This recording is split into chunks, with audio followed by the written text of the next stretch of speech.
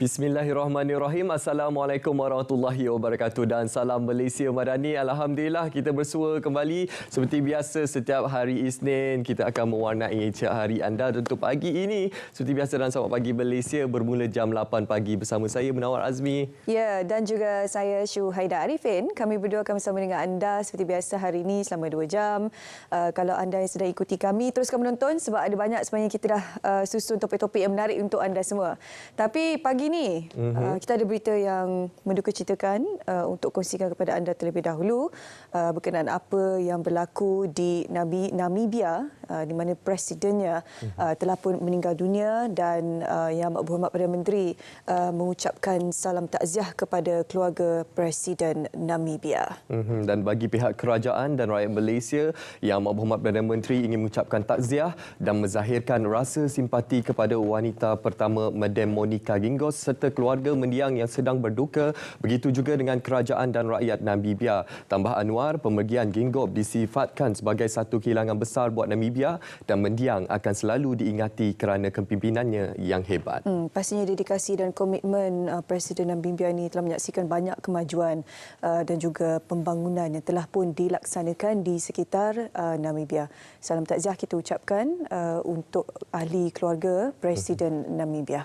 Baik, seterusnya kami nak bawakan kepada anda berkenaan dengan apa yang telah dikongsikan dan juga dinyatakan oleh Yang Berhormat Menteri Komunikasi, iaitu berkenaan dengan isu keselamatan dalam talian, bagaimana usaha kerjasama rentas kementerian akan diperkasa dan juga dilaksanakan. Dan satu kaedah kawal selia perlu diwujudkan ke atas semua platform media sosial di Malaysia, melibatkan isu keselamatan dalam talian terutamanya dalam kalangan kanak-kanak. Menteri Komunikasi Fahmi Fadil berkata pihaknya akan mengadakan satu pertemuan bersama Menteri di Jabatan Perdana Menteri, Undang-Undang dan Informasi Institusi dan Menteri Digital dalam masa terdekat bagi membincangkan perkara berkenaan. Sebab bahaya kadang-kadang kalau even ibu bapa pun pantau anak-anak menggunakan media sosial ni, tetap akan ada unsur-unsur ataupun elemen-elemen berbahaya. Kalau contohnya kanak 2 tahun tengok YouTube pun kan, Nawar. Kadang-kadang kita tengok tu dia macam kartun, dia cerita, ada colourful, tapi sebenarnya pengisian itu dia agak menyeleweng kan. Betul. Jadi ini perlu dipantaulah ya. Kita mendoakan agar pihak kementerian yang terlibat berjaya melaksanakan sesuatu untuk kita membendung segala jenayah-jenayah sosial yang melibatkan kanak-kanak. Okey, selain itu juga berkait rapat dengan kanak-kanak juga, kita nak berbicara berkenaan bagaimana usaha Kementerian Pendidikan Malaysia khususnya dalam usaha untuk memperluaskan lagi inisiatif berkenaan dengan prasekolah di bawah Kementerian Pendidikan Malaysia KPM setiap tahun sebagai usaha untuk menangani keciciran murid selain memastikan golongan itu mendapat pendidikan percuma. Menterinya Fadilina Sidik berkata langkah itu dilancarkan supaya rekod jumlah pendaftaran mencapai sehingga paras 90% di seluruh negara. Okey, berita seterusnya kami nak kongsi pada anda pada pagi ini berkenaan dengan perkembangan berita ini di mana Jabatan Wilayah Persekutuan telah mencipta rekod dalam Malaysia Book of Record MBOR melalui program susunan terpanjang kenderaan 50 wilayah persekutuan dengan penglibatan 644 kenderaan yang disusun sepanjang 3.35 km. Panjang tu ya. Jadi kenyataan dikeluarkan menerusi Presiden Perbadanan Putrajaya iaitu Datuk Fadlun Mak Wujud. Acara tersebut diadakan khas sempena sambutan Hari Wilayah Persekutuan Kuala Lumpur, Putrajaya dan juga Labuan. Kesemua kenderaan terdiri daripada kenderaan persendirian, persatuan, kenderaan milik kerajaan, swasta, antaranya motosikal, kereta sedan, supercar dan juga motorhome. Wow, jadi tahniah sekali lagi kita ucapkan kepada Jabatan Wilayah Persekutuan atas pencapaian yang sangat membanggakan tersenarai dalam Malaysia Book of Record. Dan seterusnya, satu lagi perkongsian yang kami ingin war-warkan kepada anda iaitu berkenaan dengan padu ataupun pangkalan data utama. Bagaimana pada ketika ini lebih 2 juta orang telah mengemaskini maklumat padu dan menerusi Facebook Padu memaklumkan Selangor merekodkan jumlah tertinggi iaitu seramai 0.40 juta individu, diikuti Sarawak 0.33 juta, Johor 0.25 juta, manakala Perak dan Sabah masing-masing 0.22 juta individu. Jadi kepada orang ramai yang belum lagi mendaftar, mendengar, anda boleh terus saja ke laman sesawang www.padu.gov.my. Okey, pangkalan data utama ataupun padu ni, kalau anda yang tidak maklum lagi, semua rakyat Malaysia diwajibkan untuk mengisi maklumat-maklumat anda, kerana padu ini merupakan satu sistem yang dibangunkan oleh pihak kerajaan untuk mengumpul ke semua data anda di dalam satu sistem, dengan tujuannya antara lain adalah untuk memastikan agar pembahagian subsidi antaranya lebih bersasar. Kalau sebelum ini di setiap mana-mana agensi, jabatan ataupun kementerian, mereka ada sistem ataupun portal mereka sendiri untuk mengisi data-data. Contohnya Pusat Zakat ada portal sendiri.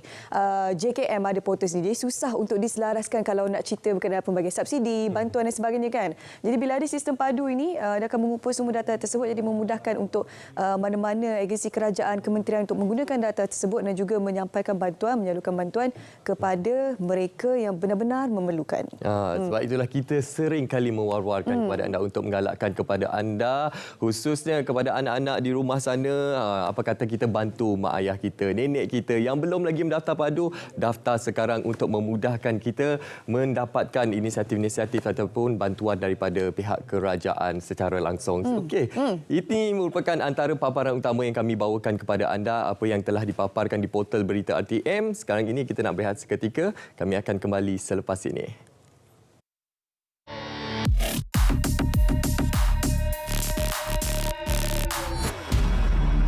Tular di TikTok, kononnya penduduk kampung di Selangor ditindas dengan penghapusan pengecualian cukai pintu.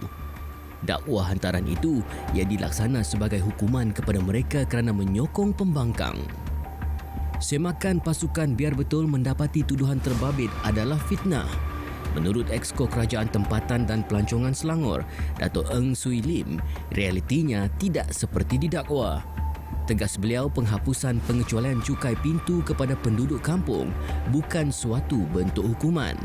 Sebaliknya, ia kaedah baru bagi memastikan hanya yang layak menerima bantuan. Pelaksanaannya turut membabitkan semua kawasan kampung termasuk Kampung Baru Cina. Tahun 2024, semua kampung baru, kampung tersusun, bagan kampung-kampung Cina ini dan juga kampung Melayu ni akan dikenakan pengecualian cukai pintu secara bersasar. Maknanya kita akan bagi mereka yang memerlukan, bagi kecuali. Terus kita bagi kecuali. Henti sebar fitnah, jangan mainkan isu perkauman. Penyebaran perkara sedemikian adalah jenayah. Terima bahan fitnah atau disyaki tidak betul, segera lapor ke MCMC. Biar betul, tak pasti, jangan kongsi.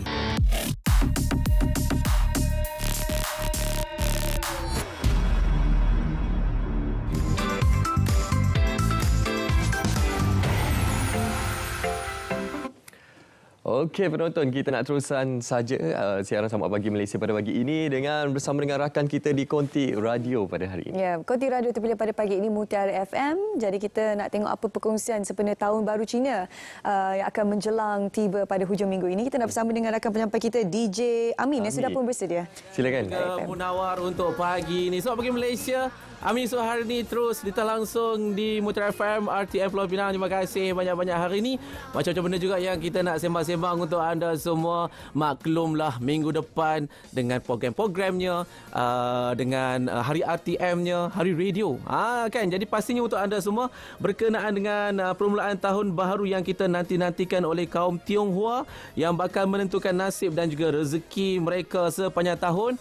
Dan pastinya untuk sambutan serta budaya yang diamalkan sejak turun-temurun ini bakal kita telusuri bersama-sama nanti. Dan sedikit sebanyak juga kita akan lebih memahami budaya selain mengisi jalur ilmu serta mesej yang tersurat dan tersirat di samping setiap amalan atau budaya yang dipraktikkan. Pastinya dalam dokumentari khas sempena Tahun Baru Cina Fitur Naga, cerminan warna-warni budaya pada 10 Februari bersamaan hari Sabtu nak mai ni, 10 pagi dan juga ulangannya 10.15 malam. Dan kita dapat tahu juga bagaimana kedatangan kaum Cina di Malaysia, dan Amin pun ada juga turut sama dalam dokumentari itu. Tengok sajalah, tapi menarik macam mana jalan jalan penceritaannya itu. Itu untuk berkenaan dengan dokumentari yang kita akan kongsikan untuk anda semua hari Sabtu ni, dan juga sempena dengan Hari Radio untuk anda semua. Jangan lupa juga ada macam-macam program di Motor FM. Antaranya kita ada drama Melodi Rindu. Jadi setiap cerita dia lebih kurang seorang ibu yang rindu akan anak dia baru meninggal dunia, dan sebelum anak lakinya meninggal dunia, dia telah menghadiahkan radio kepada ibunya. Itu dia cerita dia kan. Dan untuk mengobati rindu kepada anaknya, dia mula menggunakan radio yang dibeli oleh anaknya, dan setelah membuka radio itu, dia mendengar suara seakan mirip dengan suara anaknya. Nampak? Rentetan cerita tu lah. Jadi ibu ni mula mencari gali siapakah penyampainya. Itu cerita dalam Memori Rindu, drama Memori Rindu, hari Selasa ni 10 pagi, dan juga ulangan dia 9.15 minit malam dalam drama Memori Rindu. Dan sempena dengan Hari Radio juga, kami di Motor FM ada wujudkan satu Motor FM Challenge. Jadi untuk anda semua yang mungkin penggemar-penggemar social media di TikTok ke, di Instagram ke, di Facebook ke, jadi untuk anda semua, Motor FM Challenge ni senang sahaja. Anda perlu rekod diri anda dan perlu bercakap dalam logat Pulau Pinang. Jadi tak kisahlah anda ni orang Pulau Pinang ke, orang Penang ke, orang Kedah ke, orang Selangor ke, Selatan sampai ke Sabah dan Sarawak, anda cakap Penang. Jadi kriteria pemenangnya lagi banyak logat Penang yang anda gunakan dalam Motor FM Challenge itu, lagi tinggilah potensi anda untuk menang. Jadi caranya macam mana? Anda rekod dan anda hantarkan terus di WhatsApp kita di 01050800957 ataupun post saja di Facebook anda, di Instagram anda, TikTok anda, #MuTRFM Challenge. Okey, saya kira setakat itu sahaja untuk di Semak Pagi Malaysia. Kita kembali semula bersama Munawar dan juga Syuhaida. Silakan. Okey, terima kasih DJ Amin Yusof. Menarik perkongsian yang dibawakan, iaitu berkenaan dengan Mutiara FM Challenge. Ya, InsyaAllah. Jadi siapa kalau nak pergi, sebab saya rasa Bahasa Utara ni tak susah sangat kot nak imitate. Kalau saya susah juga tu. Because dia daripada Sarawak kan. Tengok lidah dia dari belah mana kan. Tapi kalau selalunya kalau orang daripada sekitar Lembah Kelang ni, saya rasa tak susah sangat kot. Kot. Boleh lah.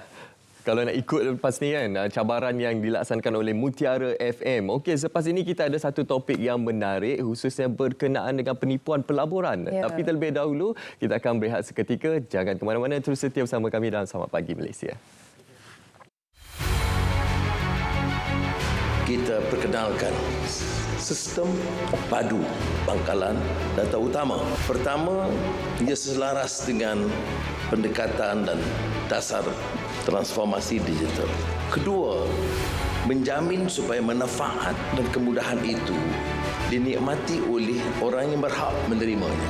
Dan tentunya dengan cara yang sedemikian, mengurangkan kos, mengurangkan ketirisan. Dan kaedah diperkenalkan melalui padu ini ialah secara tidak langsung memaksa setiap warga negara faham tentang transformasi digital dan menggunakan sistem padu. Dengan sendirinya kita ada pencerahan kecelekan budaya dan kecelekan digital. Bijak labur hidup makmur. Semua mahu kaya, tapi jangan salah langkahnya. Jika terpedaya hidup sengsara, macam-macam skim yang ada mesti faham mana dilabur. Lesen SC pastikan ada, silap labur, duit lebur. Ingin tahu produk sah yang ada, laman web Investmart jawapannya. Pesanan ini dibawakan oleh Suruhanjaya Security Malaysia. Keadaan ekonomi dalam keadaan VUCA iaitu volatility, kemerowapan, uncertainty, ketidakpastian, kompleksiti, kerumitan dan ambiguity, kekaburan amat mudah untuk membolehkan seseorang individu terjebak dalam perangkap panik ekonomi. Penipuan kewangan seperti pelaburan palsu boleh berlaku dalam pelbagai bentuk. Mereka memancing maklumat apabila mangsa melayari laman sesawang, membuat panggilan telefon, menghantar email atau khidmat pesanan ringkas SMS. Iklan profesional dipaparkan di media sosial pula menyukarkan mangsa untuk membezakan sama ada ia benar atau sebaliknya. Secara tidak sedar, maklumat peribadi termasuk butiran perbankan diperoleh penipu dan seterusnya wang dipindah keluar daripada akaun mangsa. Ramai Ramai mungkin menjadi mangsa kerana skim ini menawarkan pulangan seperti pelaburan sebenar. Bagi mengikuti lebih lanjut isu ini, kita langsung terus ke segmen seterusnya.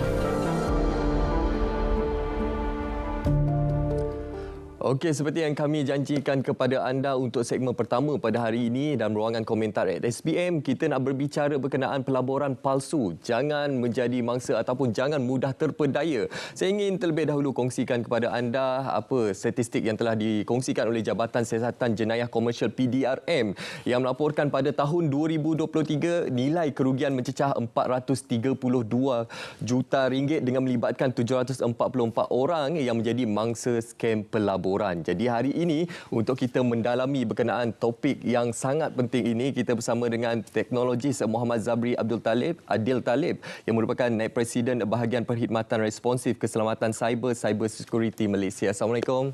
Waalaikumsalam. Terima kasih Cik Munawar. Okey Tuan, saya kira tajuk ini bukan satu perkara yang baharu yang kita bicarakan. Kita sering kali membicarakan perkara ini dan isu berkenaan mangsa-mangsa pelaburan scam ini sering kali dipaparkan di akhbar-akhbar dan juga di media sosial. Benar. Namun perkara ini sering kali dan masih lagi berlaku sehingga pada hari ini. Jadi bagaimana kita amati realiti situasi pada ketika ini untuk kita mencegah perkara ini daripada terus berlaku, Tuan? Okey, kita dapat melihat trend penjenayah skamer ni, dia akan sentiasa untuk memperbaiki modus operandi mereka, ya, supaya mereka dapat menghasilkan satu scam atau penipuan yang sangat menarik dan tidak boleh ditolak oleh mangsa.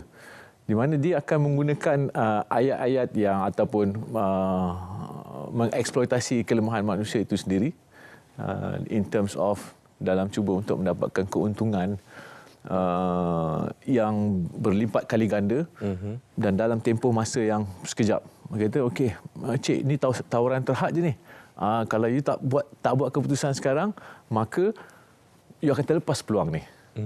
Disebabkan manusia ni, kita ada perasaan dia panggil FOMO, fear of missing out. Takut terlepas kan.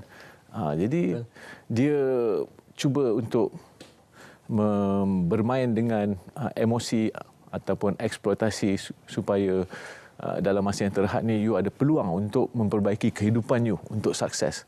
Jadi ini yang menyebabkan ramai yang tertipu. Dia menggunakan teknik kita panggil social engineering. Okey. Kalau kita lihat realiti semasanya daripada statistik yang dikongsikan oleh PDRM sendiri, daripada 744 orang yang menjadi mangsa scam pelaburan pada tahun 2023, 13%-nya adalah golongan yang berumur 60 tahun ke atas dan majoritinya adalah golongan muda. Dan kita sering kali juga terkejut apabila kita membaca kabar-kabar berita berkenaan dengan golongan profesional yang menjadi mangsa scam pelaburan ini. Jadi apa sebenarnya yang dimahukan oleh mereka yang menjadi mangsa scam pelaburan ini? Okey, scammer dia target julat umur daripada 30 ke 60.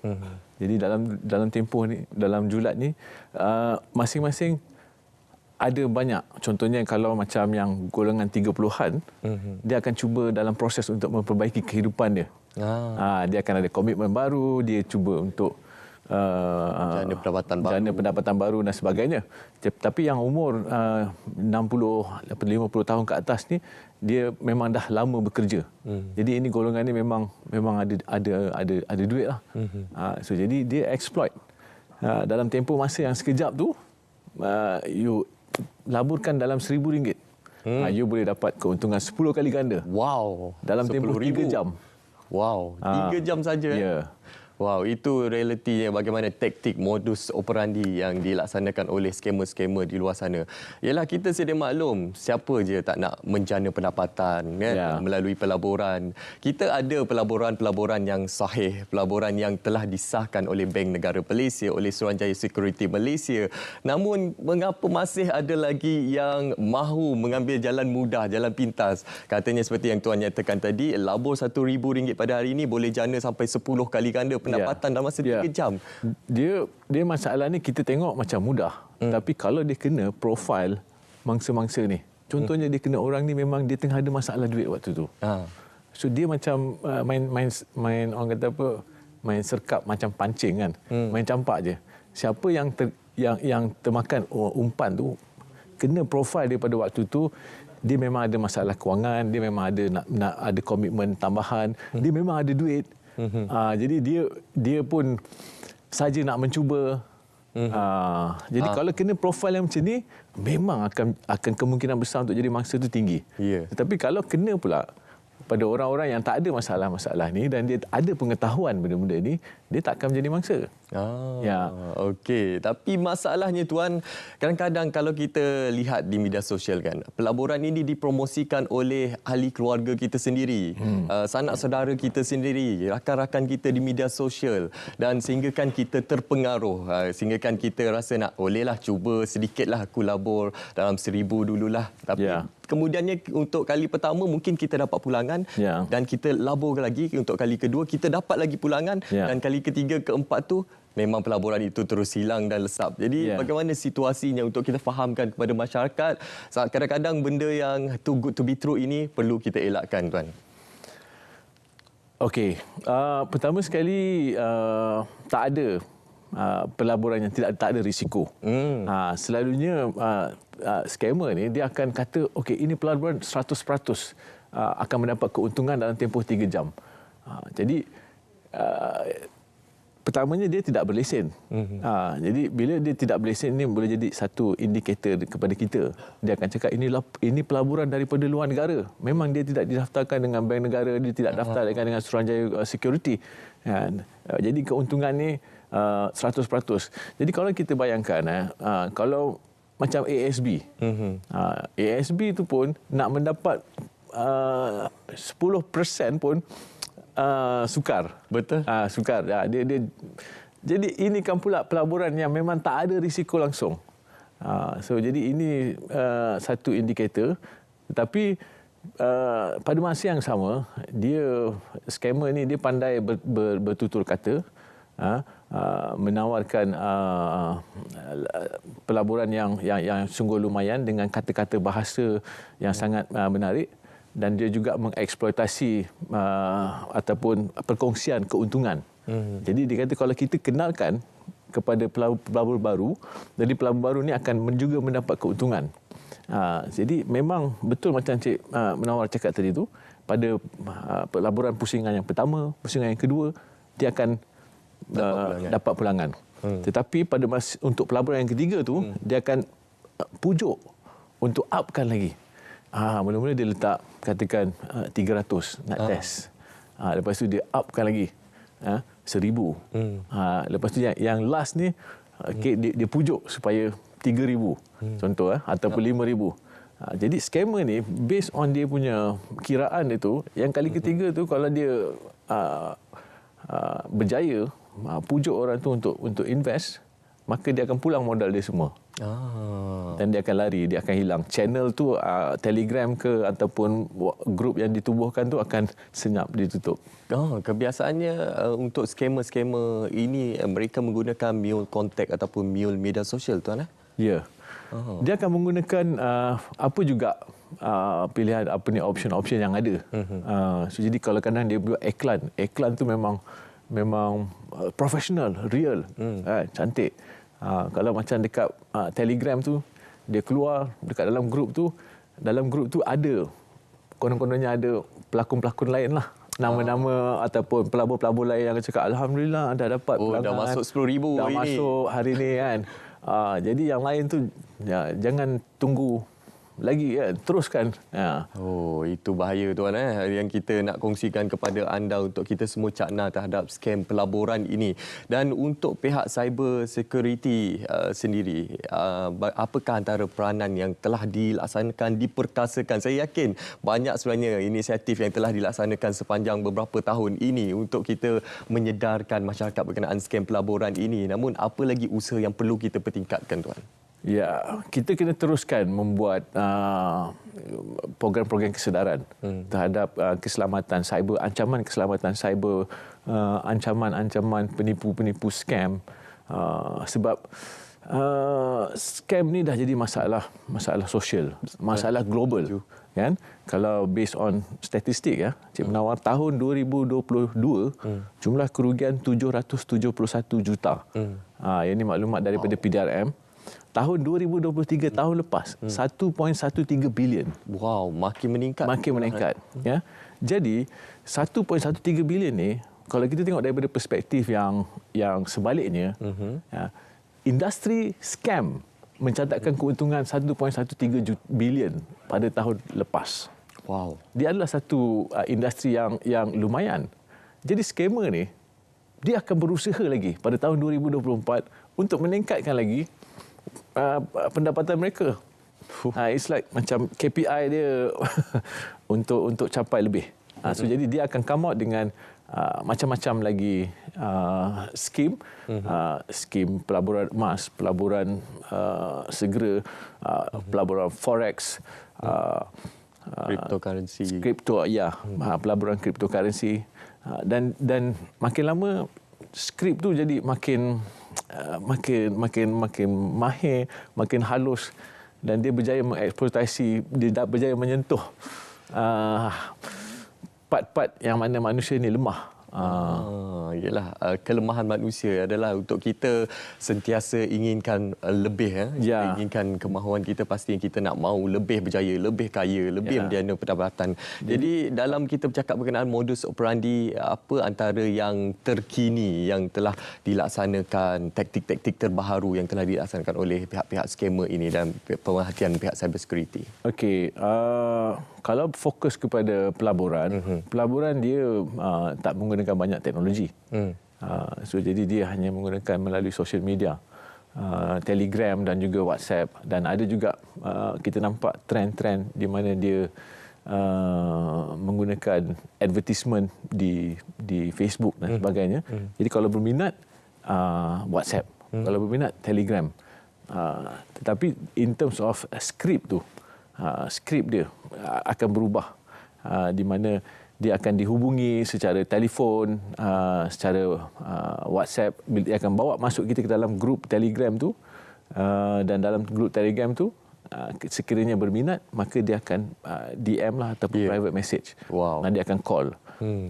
So jadi kita dekat Cyber Security Malaysia, kita pantau benda ni, dan disebabkan dia tak ada melibatkan teknologi sangat, dia lebih kepada orang kata apa, social engineering ataupun panggilan telefon dan sebagainya, di mana dia eksploitasi kelemahan manusia yang sentiasa ingin duit yang banyak, yang tamak, yang cuba untuk memperbaiki kehidupan dia. Jadi di mana ini kalau kita nak lawan, is basically melalui kesedaran. So jadi kesedaran ni, walaupun kita dah buat banyak, tetapi still lagi tak mencukupi. Kalau macam Cyber Security Malaysia, kita ada buat jelajah anti-scam kebangsaan. Kita ada buat NITSEC, macam pertandingan perbahasan untuk kanak-kanak sekolah. Kita juga ada pergi ke agensi-agensi untuk tawarkan program kesedaran. Tapi Cik Menawar, bayangkan kalau dalam satu sesi itu maksimum 200 orang, 300 orang. Rakyat Malaysia dalam 30 juta lebih. 30 juta. Still lagi tak mencukupi. Wow. Jadi macam RTM buat sesi ini untuk menyampaikan mesej-mesej sebegini, walaupun tak banyak yang dapat disampaikan, tetapi biar dia sentiasa menjadi perbicaraan, perbualan, di mana dia akan ditanam dalam minda praseda bahawa tak ada pelaburan-pelaburan yang buat 100% untung yang boleh lipat gali ganda dalam tempoh 3 jam. Tak wujud benda tu. Tak ada pelaburan yang menjanjikan bulan dan bintang, tuan. Itu semua too good to be true ni adalah satu scam. Lagi-lagi bila kita seringkali melihat iklan di media sosial, khususnya pelaburan ini tiada risiko. Pelaburan ini menjaminkan anda pulangan yang sangat lumayan. Itu perlu dielakkan. Jadi tuan, dalam situasi sekarang ini, ialah kita sedia maklum banyak sebenarnya inisiatif telah dilaksanakan untuk kita memberikan advokasi dan juga kesedaran dalam kalangan masyarakat. Namun masih lagi perkara ini berlaku. Kita perlu fahami secara bersama kenapa ia masih lagi berlaku. Saya kira juga pengaruh orang-orang di sekeliling, rakyat di tempat kerja ataupun mahupun keluarga sekalipun mungkin akan membantu untuk kita mencegah perkara ini daripada terus berlaku, tuan. Ya. Jadi apabila kita dapat tahu perkara-perkara sebegini, kita kena sampaikan kepada persekitaran kita, keluarga kita. Even kalau dia cuba ajak kita kena bagi tahu dia, tak ada, ini memang tipu. Pertama sekali cek. Kalau dia hubungi kita, ada tak berdaftar dengan pihak bank negara, dengan pihak SC. Itu nombor satu. Nombor dua, pelaburan dia akan cakap tak ada risiko. Pulangan 100%. Itu pun satu indikator, ini scam. Ketiga, jaminan pulangan yang berlipat kali ganda. Yang ini pun mesti macam kita tahulah, kalau bila pelaburan mesti ada risiko, kan. Tak ada ni nak boleh sampai keuntungan 10 kali ganda. Kemudian tak ada apa-apa dokumen pelaburan. Jadi kalau kita minta, ada tak dokumen apa? Sebab ada mangsa yang dia tertipu, dia pun tak tahu dia labur dalam apa. Itu masalahnya. Jadi dia labur disebabkan dia nak cepat, nak tutup. Kalau tak terlepas peluang. Itu. Okey, jadi kita harapkan melalui perkongsian kita pada pagi ini meningkatkan kesedaran kepada kita semua, jangan mudah terpedaya dengan pelaburan palsu, khususnya tak ada pelaburan yang menjanjikan pulangan yang terlalu lumayan bulan dan juga bintang, dan juga tak ada pelaburan yang tiada risiko. Anda berlabur, silap labur, lebur duit anda. Jadi apa pun, terima kasih kita ucapkan kepada teknologis Muhammad Zabri Adil Talib yang merupakan Naib Presiden Bahagian Perkhidmatan Responsif Keselamatan Cyber Security Malaysia. Terima kasih Tuan. InsyaAllah kita harapkan perkongsian pada hari ini membuka mata kita semua, Tuan. Okey. Sekarang ini sudah pastinya kami akan bawakan banyak lagi perkongsian kepada anda. Khususnya kita nak memahami apakah antara perkongsian yang menarik dalam SPM sana sini. Dan sepastinya banyak topik-topik yang menarik akan dibawakan kepada anda bersama dengan Syuhaida Arifin. Dan sepasti kami nak ingatkan kepada anda sekali lagi, jangan menjadi mangsa kepada scam pelaburan. Jadi hati-hati kalau anda ingin melabur di mana-mana platform, pastikan ianya telah disahkan ataupun berlesen di bawah Bank Negara Malaysia ataupun Suruhanjaya Security Malaysia. Okey, dan sepastinya penonton, kita akan bawakan pada hari ini banyak perkongsian yang menarik. Selepas ini kita nak berbicara bagaimana usaha untuk menangani pelajar bermasalah menerusi teknik psikologi. Tapi terlebih dahulu kita bersama dengan Syuhaida Arifin untuk ruangan SPM Sana Sini. Baik, terima kasih Munawar kerana memberikan saya ruang ini untuk berkongsi dengan penonton Selamat Pagi Malaysia dalam segmen SPM Sana Sini. Kita mulakan dengan perkongsian ini terlebih dahulu. Lebih 180 individu menyertai kayuhan santai Permata Kedah. Program bermatlamatkan menyemai, sayangkan alam sekitar, melahirkan masyarakat yang sihat serta menghargai sejarah Pulau Legenda Langkawi. Peserta mengharungi laluan 16 km termasuk jalan kampung. Aktiviti ini juga mendekatkan pengurusan pejabat daerah dengan masyarakat setempat. Acara ini akan menjadi program bulanan yang mana setiap mukim dipilih menjadi tuan rumah.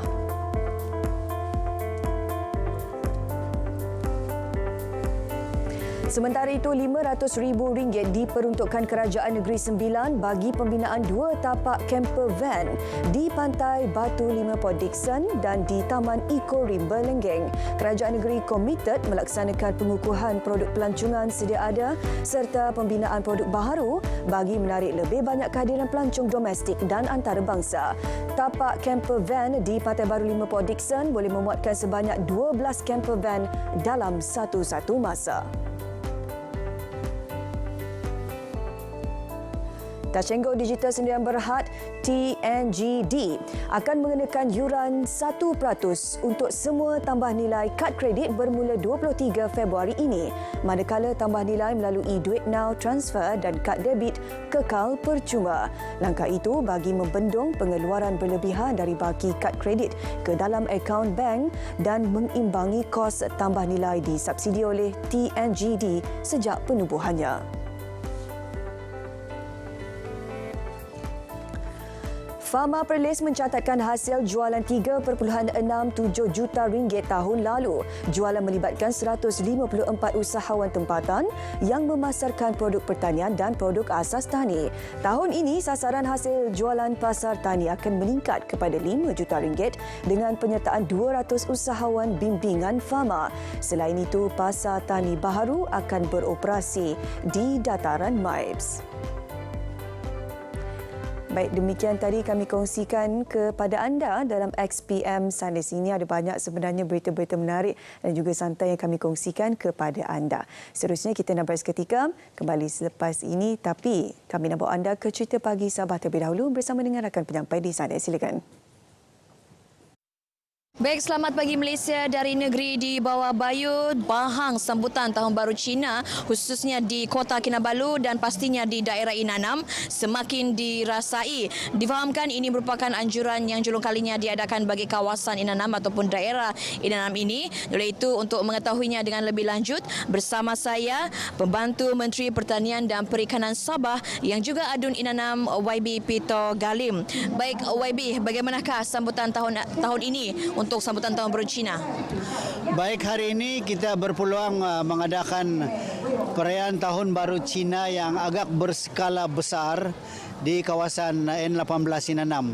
Dan perayaan ini agak lebih menonjol pada kali ini karena beberapa tahun kebelakangan ini kita tidak bersedia dan kita telah dilanda ke beberapa keadaan negara yang tidak memungkinkan kita mengadakan perayaan seperti ini. Jadi tujuannya adalah sama, kita menghargai dan menghormati perayaan sesama kita dan jatuh pada hari ini dan beberapa hari akan datang lagi perayaan Tahun Baru Cina akan dirayakan oleh seluruh rakyat kaum Cina dan rakyat Malaysia. Jadi kita tidak ketinggalan.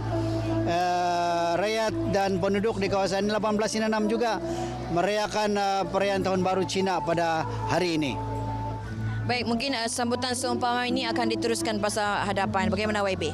Ya, sudah tentu perayaan yang unik, hebat dan sangat bermakna seperti ini kita akan teruskan. Seperti juga perayaan-perayaan lain seperti Hari Raya, Tahun Baru Cina, Keamatan dan lain-lain. Kita akan teruskan perayaan ini karena perayaan ini akan membantu generasi kita menghormati perayaan ini dan seterusnya perayaan-perayaan seperti ini akan membawa kita lebih bersama, lebih bersatu dan lebih fokus pada diri sendiri, keluarga, kumpulan dan negara.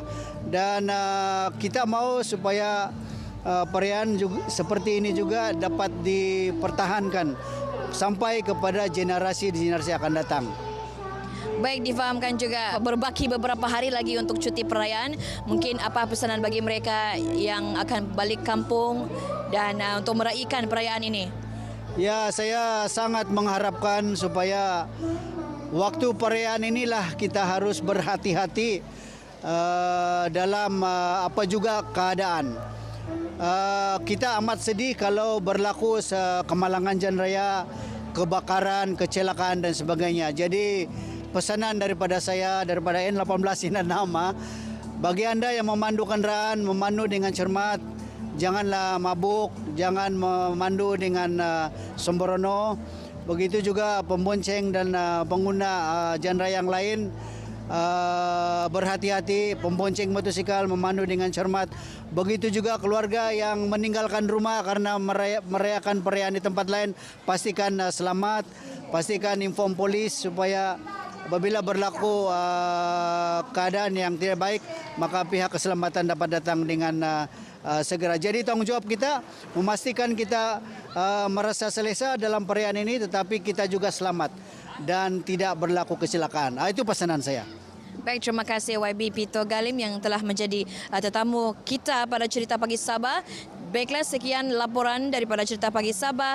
Terus bersama kami, setia bersama RTM, kembali ke Angkasa Puri. Silakan. Baik, terima kasih Nirona untuk perkongsian cerita pagi daripada negeri di bawah Bayu, Sabah. Seterusnya pada pagi ini, untuk topik seterusnya kami nak kongsikan kepada anda berkenaan dengan bagaimana untuk kita menangani para pelajar yang bermasalah menerusi psikologi. Tapi sebelum saya perkenalkan tetamu kita saksikan ini terlebih dahulu.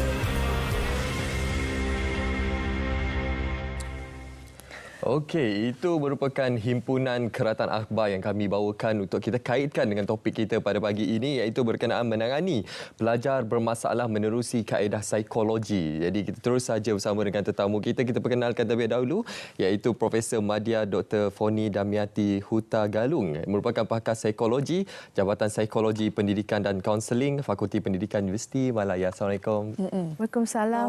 pagi. Saya ingat lagi dulu masa saya sekolah kan. Nampak betul yang budak-budak bermasalah dekat sekolah ni. Rasanya macam ada je benda yang dia menyebabkan kekacauan, gangguan kepada para pelajar lain. Tapi tu masa kita kecil lah Munawar kan. Sekarang macam mana Prof? Kalau Prof boleh kongsikan situasi kanak-kanak ataupun pelajar sekarang dari sudut masalah disiplinnya tu. Lagi parah. Lagi teruk. Apa sebenarnya yang pada pengamatan Prof sendiri lah kan? Itulah. Yang menyumbang kepada tahap parahnya disiplin kanak-kanak sekarang ni? Banyak faktor ya. Seperti kita ketahui media sosial. Itu hal yang paling sangat memberi pengaruh buruk terhadap generasi muda sekarang ni, especially pelajar ya di sekolah. Kita ketahui ya ramai ibu bapa yang dari kecil je dah pegang handphone kan. Dia menyumbang kepada perkembangan kognitif anak-anak bermula dari kecil ya prasekolah hingga ke dewasa ya sekolah menengah.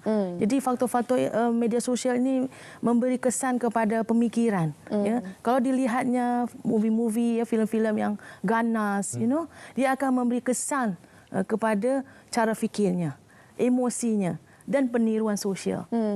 Tapi budak-budak kan kita tahu kan dia banyak sifat ingin tahu kan. Betul. Itu yang dia explore tu kan. Sebenarnya ada internet semua kan. Betul. Kalau mak bapak halang pun dia rasa nak tahu tu yang menyebabkan mereka melayari mungkin laman-laman yang tak sepatutnya lah kan. Jadi macam mana Prof kalau kita nak tangani perkara ini, ibu bapa kadang-kadang ada yang bekerja kan. Tak ada masa yang sepenuhnya lah untuk memerhatikan anak-anak di rumah dan sebagainya. Pandangan Prof ni macam mana? Betul ya. Peranan bonding ibu bapa tu penting ya. Keibubapaan kita dalam mendidik anak-anak ya. Saya tahu seperti Su cakap bahawa ibu bapa sekarang sibuk. Ya, hidup pun semakin sukar ya. Betul. Kadang-kadang kita terlepas pandang dalam mendidik anak-anak. Kita menganggap guru adalah orang yang paling tepat untuk mendidik anak-anak di sekolah. Sebenarnya apapun yang berlaku di sekolah berasal daripada perbuatan atau kehidupan anak-anak di rumah. Jadi bagi saya didikan ibu bapa itu penting ya. Kalian pun orang muda ya. Perlu menekankan tentang psikologi di dalam mendidik anak-anak. Okey. Prof, dah kita berbicara berkenaan ini kan. Yalah seperti yang kita semaklum didikan ibu bapa itu sangat penting. Bila kita fahami dalam fasa pembesaran kanak-kanak ini, mereka memerlukan role model yang terbaik untuk mereka. Yalah kalau ibu bapa pun dah sibuk, kadang-kadang jumpa pun dah tengah malam. Jadi siapa yang menjadi sandaran kepada mereka untuk menjadi ikutan ataupun role model? Kadang-kadang mereka terikut orang-orang yang salah, rakan-rakan sebaya dan sebagainya. Jadi peranan perkara ini masyarakat secara keseluruhannya, Doktor. Okey. sepatutnya role model itu adalah ibu ayahnya yang paling betul lah. Ya, jadi kalau pelajar atau anak ini mencari identiti dirinya di luar, modelnya di luar, there is something wrong. Itulah sebabnya pergaulan anak, ibu bapa perlu tahu. Ya, masyarakat juga jangan terlalu, sekarang masyarakat kita terlalu individualistik ya. Sebelum ni kita kolektivism ya, di mana kita sangat peduli ya. Ada dengar sikit suara, kenapa tu budak menangis sebelah rumah kita. Sekarang kita tak macam tu. Ya. Tapi satu masa pula masyarakat judge kita kalau kita terlalu busybody kan. Ini satu masalah. Tepi kain orang kan. Sibuk pada tepi kain orang. Ini satu persepsi yang salah bagi saya ya. Sebagai masyarakat penyayang, kita perlu care, peduli dengan sekitar. Ya, dalam contoh macam saya di perumahan kan. Ya, kita dapati ada anak kecil main basikal seorang-seorang. Ya. Kita takut penculikan dan sebagainya. So kita akan mengingatkan, balik nak balik. Anti takut kamu ada apa-apa. Seorang-seorang tak ada siapa yang seliakan. Jadi bagi saya semua faktor ini mempengaruhi dalam pembentukan karakter pelajar. Sebab pelajar yang di rumah bermasalah, dia akan bawa ke sekolah. Sebab dia tak boleh nak melawan ibu bapanya kan. Betul. Ya, dia akan dianggap sebagai anak derhaka dan sebagainya. Maka dia pergi ke sekolah, di situlah dia melepaskan geramnya, marahnya ya kepada kawan dia mungkin yang dianggapnya lebih lemah daripada pelajar tersebut. Ini yang bagi saya menyumbang kepada permasalahan disiplin yang sangat bagi saya lah macam Su cakap ya, mengganggu pelajar lain yang ingin belajar datang ke sekolah, tetapi dia sentiasa dia tak minat pun untuk belajar. Contohnya kan dulu saya ingat masa sekolah kan, saya geram betul dengan budak nakal kat sekolah saya ni. Sampai sekarang kat TV nak cerita kan. Kadang-kadang kalau kan sebelum masuk sekolah kan ada perimpunan kan, perimpunan kecil baca doa lah, apa-apalah kan, ikrar lah. Tapi kadang disebabkan ada beberapa segelintir pelajar ni yang melanggar undang-undang sekolah, contohnya rambut panjang lah, tudung tak betul lah, kasut macam-macam lah kan. Semua kena tahan, tak boleh masuk kelas ni. Kena spot check. Betul. Dia mengganggu perjalanan sekolah tu sebenarnya kan. Betul. Tapi anak-anak yang orang kata disiplin dia kurang ini, kita tak boleh nak marah dia, Prof kan. Nanti dia akan macam dia rebel lah, dia memberontak. Dia jadi lagi jahat kan, pongteng sekolah lah, apa-apalah kan. Betul. Jadi kita nak perang dia dengan cara psikologi. Betul. Macam mana teknik psikologi yang terbaik untuk zaman sekarang ni untuk kita menangani kanak-kanak yang ataupun pelajar yang kurang disiplin? Touch psikologinya, emosinya. Emosi. Kawalan emosi ni penting. Okay. Contoh-contoh kalau Prof boleh kongsi macam mana kita nak sentuh emosi pelajar ni. Dia gangster kat sekolah ni. Gangster kan. Kita sebagai that's why ya, saya melihat bahawa guru pun harus menggunakan ilmu psikologi itu kepada pelajar yang bermasalah tersebut. Kita tanya, kamu kenapa? Kat rumah macam mana? Sebab budak-budak ni dia suka ditanya. Ya, secara tapi personal lah. Jangan di depan kawan-kawan yang lain. Kita marahkan dia sebab aib bagi dia kan. Maruah dia tercabar kalau guru marahkan dia di depan kawan-kawan. Jadi bagi saya, guru kaunseling memainkan peranan yang penting untuk sit down sama-sama. Kenapa awak macam ni? Apa masalahnya? Apabila saya sendiri pernah ya membantu salah sebuah sekolah, semua lelaki 178. Kami ingin saya PIBG ya, saya yang aktif. Saya dapati kaunselor tak cukup. Sebab banyak budak lelaki banyak masalah ya, jadi bagaimana caranya untuk tap mereka, belajar kurang pandai, isap vape, ya, bahkan ada melihat menonton lucah dan sebagainya, berkata kasar dan sebagainya. How to handle them? Dan makanya saya memohon kepada sekolah, sebab kita merasa terpanggil kan sebagai ibu yang ada kepakaran dalam bidang psikologi, to help them. Bila kita berjumpa dengan mereka heart to heart, kita baru faham kenapa dia jadi macam tu. Ayah selalu berkata, awak ni yang jahat ni, awak yang nakal ni. Awak ni yang selalu menyalahkan. Tak nak dengar. Jadi bagi saya cara yang tepat adalah kita mendengar mereka. Kita belajar ya daripada anak-anak ya. Betul. Kita jangan sok pandai ya, merasa diri lebih pandai. Walaupun saya belajar daripada pelajar saya. Jadi kita kena belajar daripada anak-anak how to handle emosi mereka. Sebab apabila emosi terkawal dengan baik, insya-Allah The mind akan boleh terima the pembelajaran. Okey, isu pelajar bermasalah ini kita perlu tangani secara bersama, secara kolektif. Sebab apa? Mereka wajar untuk diberi peluang kedua. Betul. Dan juga peluang-peluang yang seterusnya. Kita jangan berputus asa untuk membantu pelajar bermasalah ini.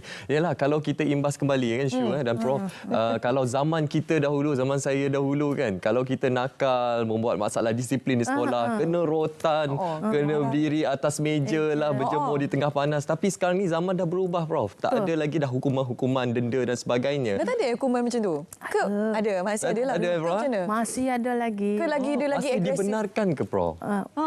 Okey. Setengah-setengah sekolah masih melakukan hukum rotan tersebut. Tapi cuba kita tengok semula. Produk anak sekarang berbeza dengan kalian semua, sama juga dengan saya. Resilience-nya, daya tahannya terhadap tekanan. Betul. Produk COVID berbeza dengan produk kita yang dididik penuh dengan disiplin dan krisis itu tak ada. Mereka duduk di rumah, kurang dididik kan di sekolah. Jadi bagi saya lah peribadi rotan masih ada, tetapi mengikut kepada tahap masalahnya. Tapi saya secara psikologi saya kurang setujulah. Kalau apa sebabnya? Sebab kenapa? Dalam psikologi rotan itu sesuatu yang menyakitkan, memalukan, dan menyebabkan pelajar itu akan menjadi dendam. Why not kita ubah kepada psikoedukasi. Seperti tadi Henry Gurney kan sekolah. Kami juga bring the Henry Gurney ke UM saya sendiri conduct bersama kaunselor Henry Gurney. Kita melihat mereka pun minta peluang untuk berubah kan. Jadi yang paling penting bagi saya bagi peluang dan didik mereka untuk menyentuh psikologinya, perasaannya, kasihannya. Jadi kalau bagi saya, kalau ada masalah yang hukuman ni, lebih baik seperti tadi, cuci toilet. Bersihkan toilet. Itu memang betul. Sangat berkesan. Dia baru ada feeling betapa susahnya kakak bersihkan toilet tersebut. Kedua, kita kan ada Jabatan Kebajikan Masyarakat. Gunakan agensi-agensi yang ada di Malaysia untuk mereka melihat mereka melakukan kebajikan. Menyentuh psikologi mereka. Barulah pelajar ini menganggap, ternyata ada orang lagi yang lebih tidak beruntung berbanding saya. Kalau Jabatan Kebajikan Masyarakat, ibu ayahnya tak ada kan, bercerai dan sebagainya, ada masalah sosial yang lain-lain. Tetapi apabila dia melakukan hal yang baik, dia akan rasa kita haraplah dia berubah. Itu harapan besar kita secara bersama. Itu yang bagi saya. Satu lagi di sekolah ni saya dapati bila ada masalah baru ke kaunselor dan dianggap bahawa pendekatan psikologi. Tapi kita sendiri, kita tahu psikologi itu penting. Tapi di sekolah kita tak ada school psychologist. Betul. Jadi saya cadangkanlah kepada mungkin kementerian buat satu jawatan untuk meletakkan pakar-pakar psikologi di sekolah bersama kaunselor. Bantu. Kaunselor tak mampu buat sendiri. Okey. Betul. Kadang-kadang satu sekolah tu kaunselor dia pun satu je. Satu je. Tapi kadang nanti ditukar-tukar, nanti kaunselor tu pun nak kena biasakan diri dulu dengan masalah disiplin dekat sekolah tu. Lain sekolah kadang-kadang lain. Lain sikit pelajarnya tu kan cara nak bentuk-bentuk kesalahan disiplin yang kata famous lah kat sekolah tu. Contoh sekolah ni terkena ponting kelas. Sekolah ni kalau zaman kita dulu pergi sisi Munawan. Nak internet kan ada kat rumah, pergi ponting, pergi sisi nak ni main game lah apa semua kan. Okey, cerita berkenaan psikologi ni merupakan satu kesedaran yang penting untuk kita pupuk daripada kecil daripada akar umbi, pada rumah, daripada sekolah. Saya setuju dengan cadangan Prof untuk mewujudkan satu psikologis pada di sekolah supaya kanak-kanak lebih memahami psikologi mereka. Betul. Kan? Jadi mereka membina karakter mereka. Jadi bagaimana kalau okeylah kita sekarang ni nak laksanakan itu susah kan. Perlukan jangka masa yang panjang lah untuk kita meletakkan satu psikologi di sekolah. Tapi kita sebagai masyarakat, ibu, bapa, guru, apa yang kita boleh suntik kepada para pelajar ini, kira kata secara tak rasmi lah supaya kanak-kanak lebih memahami tentang emosi mereka, psikologi mereka, minda mereka, mental mereka supaya mereka lebih matang supaya nak mengelakkanlah masalah-masalah disiplin disebabkan mereka ni lah. Betul ya. Bagi saya memang tidak mudah ya pada zaman now sekarang kan penuh dengan teknologi yang dahsyat, tetapi kurikulum juga perlu ya. Selama ini psikologi hanya guru saja. Kita tak selitkan psikologi di dalam kurikulum pembelajaran kita. Kita terlalu sibuk drilling, you know. Matematik, fokus on that, academic. Ya. Bagi saya, ya, kita perlu ada grooming hal yang lain, iaitu karakter anak. Grooming. Ya, sebab tu anak zaman dulu bebas saja. Ya, dia tidaklah seperti sekarang masuk dalam kelas belajar saja ya. Jadi psikologi ni bagi saya apapun yang melibatkan manusia kita kena gunakan psikologi. Ibu, ayah, guru, ya, pengetua apalagi kan. Janganlah terlalu cepat menghukum ya. Jangan terlalu cepat menghukum. Dan satu lagi ibu bapa jangan juga terlalu mencampuri urusan sekolah ya. Kita tahu kan sekarang ramai ibu bapa ni pandai-pandai belaka kan. Siap nak saman cikgu lagi. Saman cikgu lagi kan. Betul. Okey Prof, berbicara berkenaan psikologi ni Prof, saya rasa yang paling asas Prof adalah untuk kita membuang stigma terhadap pelajar-pelajar bermasalah ini. Sebab kadang-kadang kan yalah bila kita lihat ada pelajar sekolah memakai uniform sekolah, hisap rokok dan sebagainya, kita dah ada stigma tanggapan bahawa mereka ni tak ada masa hadapan, mereka ni bermasalah, mereka ni negatif. Jadi bagaimana untuk kita mulakan dengan membuang stigma negatif tersebut? Doktor? Betul. Kita dekatilah pelajar sebegini. Saya pun mendekati mereka. Saya suka merayau-rayau pergi ke kawasan-kawasan yang banyak. Pelajar-pelajar, contoh stesen bas. Dia tak pergi sekolah pun ting. Dia siap mengukur. Kita dekati. That's why saya kata, academician, guru, ya ibu bapa, kita perlu mendekati pelajar anak-anak yang bermasalah ini. Sebab apa? Dia tiada pautannya kan. Stigma ini boleh berubah kalau kita ya masyarakat bekerjasama untuk membantu mereka, menyedarkan mereka. Ya, sebab bagi saya unfair lah ya, tak ada bagi sebuah kehidupan ya. Panjang lagi hidup pelajar tersebut. Tapi dia telah dilabeling menjadi anak yang bermasalah, tiada harapan dan sebagainya. Beri peluang ya, accept people as is. Menerima ya. Kalau saya selalu cakap dengan pelajar, kalau kamu bermasalah, kalau nak berubah, saya akan bantu. Kita ada teknik-teknik tertentu ya, modifikasi tingkah laku yang membantu pelajar-pelajar ini yang bermasalah menjadi yang tidak baik menjadi lebih baik. Paling utama yang disampaikan oleh Prof adalah untuk kita memberi peluang kepada pelajar-pelajar bermasalah ini. Sebab apa? Mereka juga merupakan harapan kepada kita untuk membina negara bangsa kita yang lebih cerah. Okey, yalah, jangan kita memberikan stigma terhadap mereka. Kadang-kadang jangan kita pandang negatif kepada mereka kan. Sebab kan saya cakap tadi, saya cerita awal kan, saya tak suka budak-budak bermasalah kat sekolah ni. Semua dah besar jadi manusia ya. Kerja, semua berkahwin, ada anak, semua elok sempurna, alhamdulillah. Jadi kita jangan cepat menghukumlah kadang-kadang kan. Kita gunakan teknik psikologi macam Prof kongsikan. Terima kasih Prof, seronok bersama dengan Prof pada pagi ini. Kalau kita temu ramah orang psikologi ni rasa macam emosi tu mengalir je kan. Ya, betul. InsyaAllah ada kesempatan lagi kita akan bersama dengan Prof di lain waktu Prof. Dan sekarang ini kita nak bawa penonton untuk kita saksikan cerita Pagi Selangor berkenaan Majlis Pengisytiharaan Bandaraya Diraja Kelang. Terus saja bersama dengan Zanariah Zainal Abidin.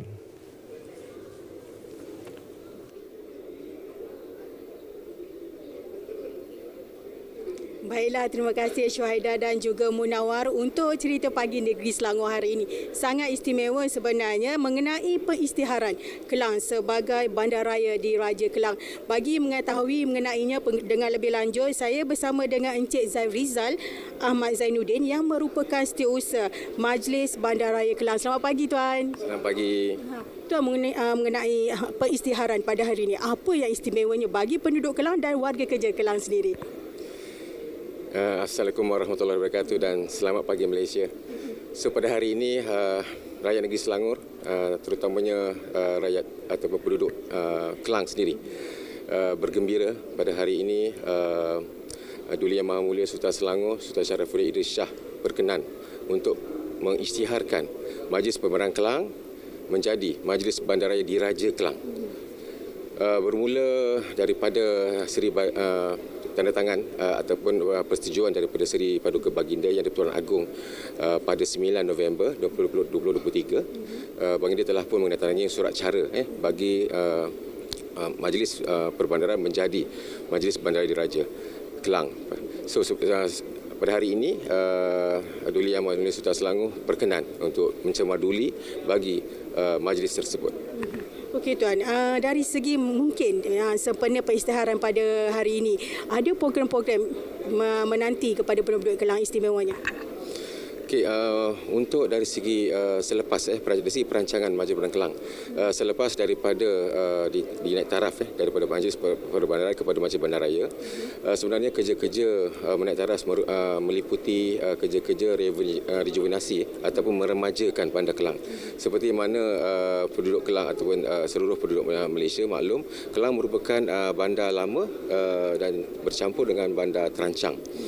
Dari segi kecabaran untuk menaik taraf bandar lama menjadi bandar raya yang unik, satu cabaran yang besar bagi pihak majlis sendiri. So salah satunya perancangan yang telah dilaksanakan adalah untuk menaik taraf beberapa pusat bandar menjadi satu pusat bandar yang baru dengan projek rejuvenasi, menaik taraf Sungai Kelang sepanjang Sungai Kelang bersama projek pembangunan daripada SMG, Selangor Maritime Gateway yang daripada Selangor, dan juga kita juga telah menukarlah dari segi insignia iaitu logo majlis sendiri dan juga lagu korporat Majlis Perbandaran kepada lagu korporat dan juga logo Majlis Bandaraya itu sendiri. Tuan, dari segi harapannya sendiri kepada kaki tangan warga kerja Kelang kepada penduduk-penduduk di Kelang ini bila dia isytiharkan sebagai Majlis Bandaraya Diraja Kelang ini. Semestinya harapan bagi pihak majlis, pihak penduduk bersama-sama dengan pihak majlis untuk kita bekerjasama menuju ke arah matlamat dan juga hala tuju majlis, iaitu menjadikan negeri ataupun majlis yang berdaya huni, resilient, bandar yang resilient, bandar smart city ataupun smart Kelang itu sendiri, kan?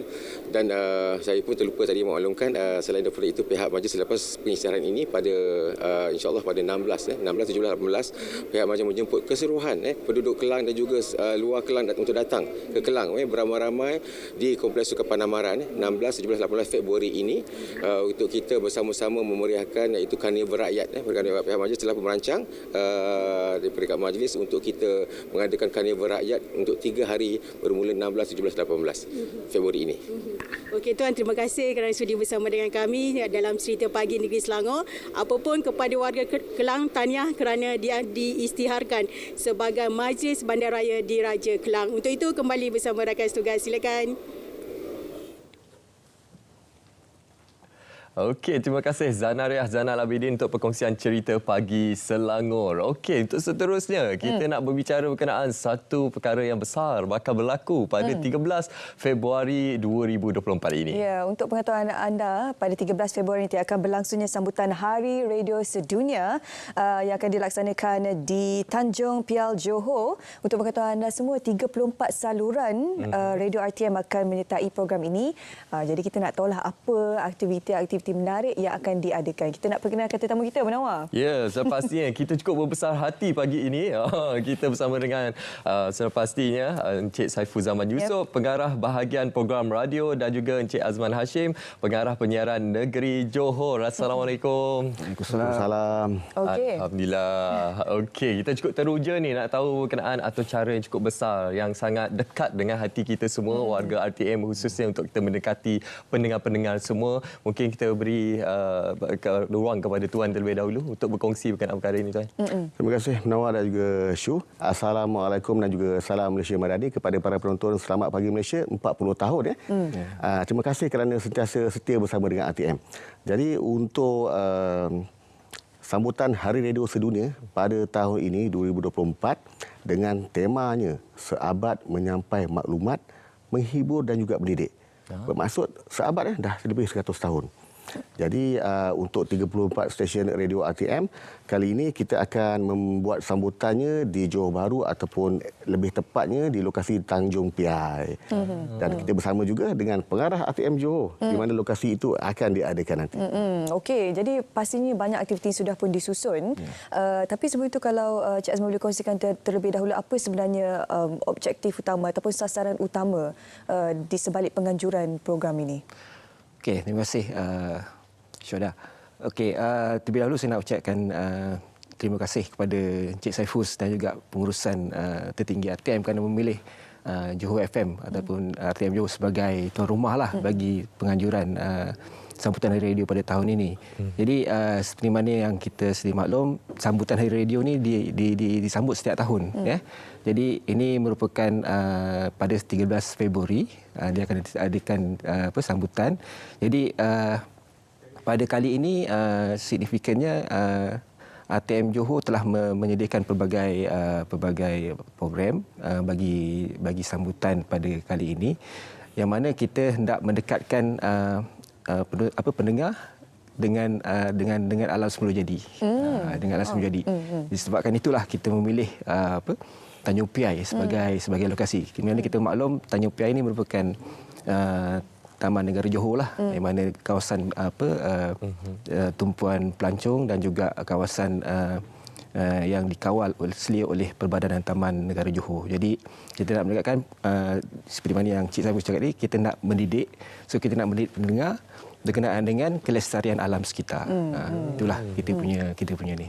Okey, yalah kalau kita imbas tahun lepas Hari Radio Sedunia disambut di Pahang. Kali ini disambut di Johor. Jadi bagaimana dari segi pemilihan tempat, kenapa Johor menjadi tuan rumah untuk kali ini, dan pastinya ada perkara-perkara yang menarik pengisiannya yang pastinya menanti para pendengar semua, kan? Itulah signifikannya. Kenapa tahun lepas kita berada di Pahang dan kenapa tahun ini kita berada di Johor. Tahun lepas kita ada bersama dengan Al-Sultan Abdullah, dan pada kali ini, tahun ini kita memang memilih Johor sempena Sultan Ibrahim menjadi Tuan Agong. Dan yang paling penting ialah kita akan merasmikan, melancarkan sebuah siaran perkhidmatan baru secara dalam talian di Tanjung Piai itu, di Kukuk itu sendiri, yang pernah diadakan di lokasi tersebut pada satu ketika dahulu di tanah terhujung di Asia. Itu antara signifikannya. Okey, kita nak tahu aktiviti lah, sebab penonton dengar ni nak tahu takkan ada radio je kan. Tak semua radio dia dengar kadang-kadang. Jadi Cik Azman boleh kongsikan apa susun atau aktiviti yang akan dilaksanakan sepanjang hari itu nanti? Sebenarnya untuk sambutan Hari Radio ni kita dah ada dua program utama lah. Yang pertama adalah majlis perasmian sambutan Hari Radio ni di Tanjung Piai, dan satu lagi program besar adalah konsert Hari Radio yang kita akan adakan di Auditorium Permatasari RTM Johor. Jadi di samping sewaktu di Tanjung Piai banyak aktiviti yang kita telah sediakan lah. Antaranya kalau penonton-penonton SPM nak melihat bagaimana suasana ataupun secara langsung SPM itu diadakan, boleh datang ke Tanjung Piai, yang mana saya berterima kasih kepada pihak SPM kerana memilih Tanjung Piai sebagai salah satu lokasi antara 40 lokasi yang dirancang untuk secara langsung bersiaran penuh di Tanjung Piai. Samping itu kita juga ada karnival, ataupun bukan karnival, maksudnya kita mini karnival. Kita ada jualan rahmah dan juga produk-produk IKS tempatan lah oleh penduduk tempatan. Jadi kita akan buka kepada orang ramai di kawasan parkir Taman Negara Tanjung Piai. Jadi kita minta orang ramai untuk hadirlah bermula jam 8 pagi sehingga ke petang untuk menyaksikan. Ada aktiviti-aktiviti, kita ada pocket show, kita ada aktiviti explore race dan sebagainya lah yang telah rancang. Macam Tuan Saiful sendiri kan, selaku pengarah bahagian program radio kan, penonton yang tengah dengar ni mungkin ada yang tak pernah dengar radio-radio kat RTM, mesti dia akan terkejut, ada 34 saluran radio, banyak tu kan. Betul. Mungkin kalau kat kereta pun ada 6 channel je dekat radio kan. Pandai-pandai kalau digital tu ada 5 kiri, 5 kanan, 10. Kita ada 34. Jadi saya rasa ini adalah momen yang terbaik untuk kita memperkenalkan stesen-stesen radio RTM kan. Apa keunikan stesen radio ni kalau Tuan Saiful boleh kongsikan? Keunikan 34 stesen satu suara ni yang telah kita perkenalkan pada 5 Januari lalu ialah perkataan 34 je, kita suka. Jadi menerusi angka 34, jadi semua para pegawai RTM, kita punya para pendengar, kita punya para penonton akan mengetahui yang RTM mempunyai 34 stesen tetapi satu suara. Di bawah imej ataupun pembawaan 34 je, kita mengenengahkan semua kandungan yang bersifat seni, yang berunsurkan seni. Sebab seni itu tidak hanya terikat kepada seni lakonan, seni layar, seni pembuatan, seni lukis. Tetapi pengacaraan itu ialah seni, memandang itu ialah seni, kejuruteraan itu ialah seni, dan apa sahaja dalam kehidupan kita ni ialah seni. Walaupun matematik itu ialah seni. Jadi kelainan yang kita tunjulkan ialah menerusi kepelbagaian bahasa, kepelbagaian kandungan, tempat setempat dan komuniti yang berada di stesen-stesen negeri tersebut.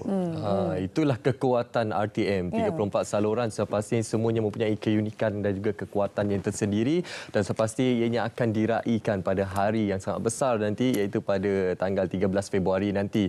Jadi Tuan, mungkin kita nak war-warkan sekali lagi khususnya kepada orang di sekitar Tanjung Piai ini untuk datang beramai-ramai untuk bersama-sama dengan warga kerja RTM khususnya di bahagian radio Johor FM dan seterusnya.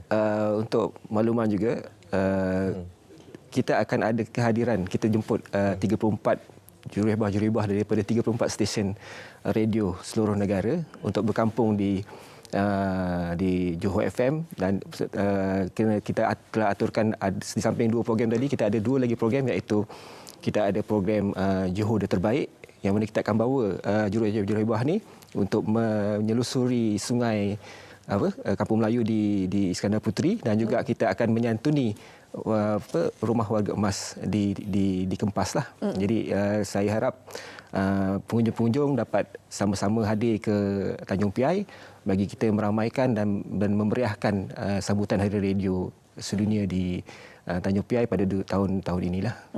Okey, macam mana persiapan setakat ni Tuan Azman? Way forward kan? Dah berapa peratus dah persediaan sekarang? So, semua kita nak angkut ke Johor ni? Ya.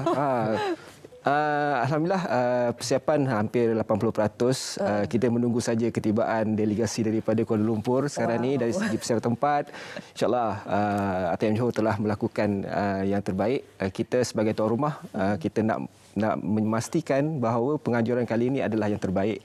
Dan rombongan dari KL akan mengingati. Itu janji dekat skrin tu. Saya pun kena make sure kata-kata itu dikotakan kan. InsyaAllah kita akan cuba yang terbaik bagi memastikan penganjuran sambutan Hari Radio kali ini adalah yang terbaik lah. Dan untuk sambutan Hari Radio tahun ini, kita memang ada 3 acara utama, iaitu memang perasmian Hari Radio itu sendiri oleh Datuk Ketua Pengarah Penyiaran. Kemudian di samping sambutan Hari Radio, kita akan menghadiahkan kepada para pendengar, para penonton RTM sebuah perkhidmatan baru, tetapi secara dalam talian, jika tiada arah melintang, iaitu Muzik FM. Itu ialah secara dalam talian sepenuhnya. Memang kita ada 34 stesen radio menggunakan terestrial, tetapi RTM juga memerlukan satu jenama yang in trend pada anak muda ataupun generasi muda hari ini. Dan kita akan lancarkan, jika kita ada arah melintang pada 13 bulan itu, sepenuh Hari Radio tu dalam Selamat Pagi Malaysia dulu. Menarik. So dah kali lepas ni akan di 34+1 lah. Tidak, 34. Tetap 34. Tetap 34 sebab itu terestrial. Ini ialah yang bongsu. Yang bongsu ni dia dalam talian. Dia dalam alam maya. Dalam alam maya maksudnya di semua platform media sosial, TikTok, Facebook. Yes. Dalam media baru dan juga media sosial. Sebab mungkin ada yang tertanya-tanya apa itu media baru, apa itu media sosial. Sedangkan media baru ialah platform untuk kita siarkan sama ada audio ataupun video. Sedangkan media sosial ialah ruang ataupun platform untuk kita berkomunikasi, iaitu komunikasi dua hala. Wow, saya cukup teruja sebenarnya Muzik FM sebab dulu kita membesar dengan Muzik FM tau. Sekarang ni diperkenalkan semula dengan medium yang baharu. Jadi pasti penonton juga nak tahu Muzik FM ni siapakah, adakah akan diperkenalkan barisan juru hebahnya nanti semasa Hari Radio Tuan? Dia dulu Muzik FM kita mempunyai para penyampainya tersendiri. Tetapi hari ini dalam alam maya, penyampainya juga alam maya. I was thinking the same. Mesti AI nama dia siapa? Siti.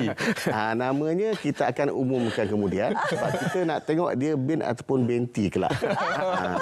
Tapi jangan lupa sepenuh hari radio kita akan ada konsert mungkin secara langsung melalui TV2 pada 14 bulan malam 9 malam. Wah. Artis-artis hebat akan membarisi konsert tersebutlah. Konsertnya malam lah. 14 hari bulan. 14 hari bulan ya, malam. Hari selepas daripada rasmian lah. Okey. Tok ni nak reveal ke siapa artis yang ada tu nanti? Boleh. Antaranya kita ada Aina Abdul. Kita ada Siti Nurdiana. Wow. Hakim.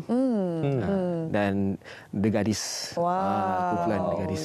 Rugilah siapa tak datang kan. Ada siarkan dalam online ke nanti konsert ni sepanjang program aktiviti ni nanti ke ada tak online? Ada kan? di Facebook Johor FM kita akan Majlis Pelaksana kita akan siarkan secara langsung di Johor FM, Facebook Johor FM. Konsert juga kita selain daripada di televisyen kita akan juga siarkan secara langsung di radio Johor FM lah. Okey. Walau apa pun para pendengar dan juga penonton RTM muat turun RTM Klik. Boleh menonton mendengar di mana saja anda berada. Betul. Itulah kita nak tanya kepada penonton semua, dah muat turun ke belum aplikasi RTM Klik? Ya Allah, mudah saja dengan telefon pintar ni. Kita nak tunjuk ni. RTM Klik ni anda boleh mendengar, bukan saja menyaksikan Selamat Pagi Malaysia tapi juga boleh mendengar semua saluran radio 34 saluran kesemuanya. Okey. Untuk ruang yang terakhirnya, kita nak kongsi, kita nak war-warkan kepada warga Johor, kepada seluruh rakyat Malaysia berkenaan sambutan Hari Radio Sedunia yang akan diadakan di Tanjung Piai kelak tuan. Jadi sempena Hari Radio Sedunia 2024 ni, pastikan para penonton, para pendengar RTM sentiasa mengikuti RTM di mana juga anda berada, menerusi 34 stesen radio RTM satu suara dan juga menerusi saluran-saluran TV RTM. Dan walau apa pun, muat turunlah RTM Klik untuk anda bersama dengan RTM di mana juga anda berada. Wah. Okey, Tuan Azman selaku tuan rumah, war-warkan kepada penonton Selamat Pagi Malaysia untuk sama meriahkan pada 13 hari bulan di saya menjemput penduduk di sekitar daerah Pontian terutamanya lah dan seluruh negara lah. Kalau berkunjung ke Tanjung Piai, hadirlah ke Taman Negara Tanjung Piai. Kerana selain daripada aktiviti yang kita anjurkan, saya difahamkan ada satu fenomena yang akan berlaku lah. Yang mana air akan naik, yang mana kejadian itu amat dinantikan oleh penduduk sekitar lah. So rasailah pengalaman tu dan hadirlah beramai-ramai ke Taman Negara Tanjung Piai.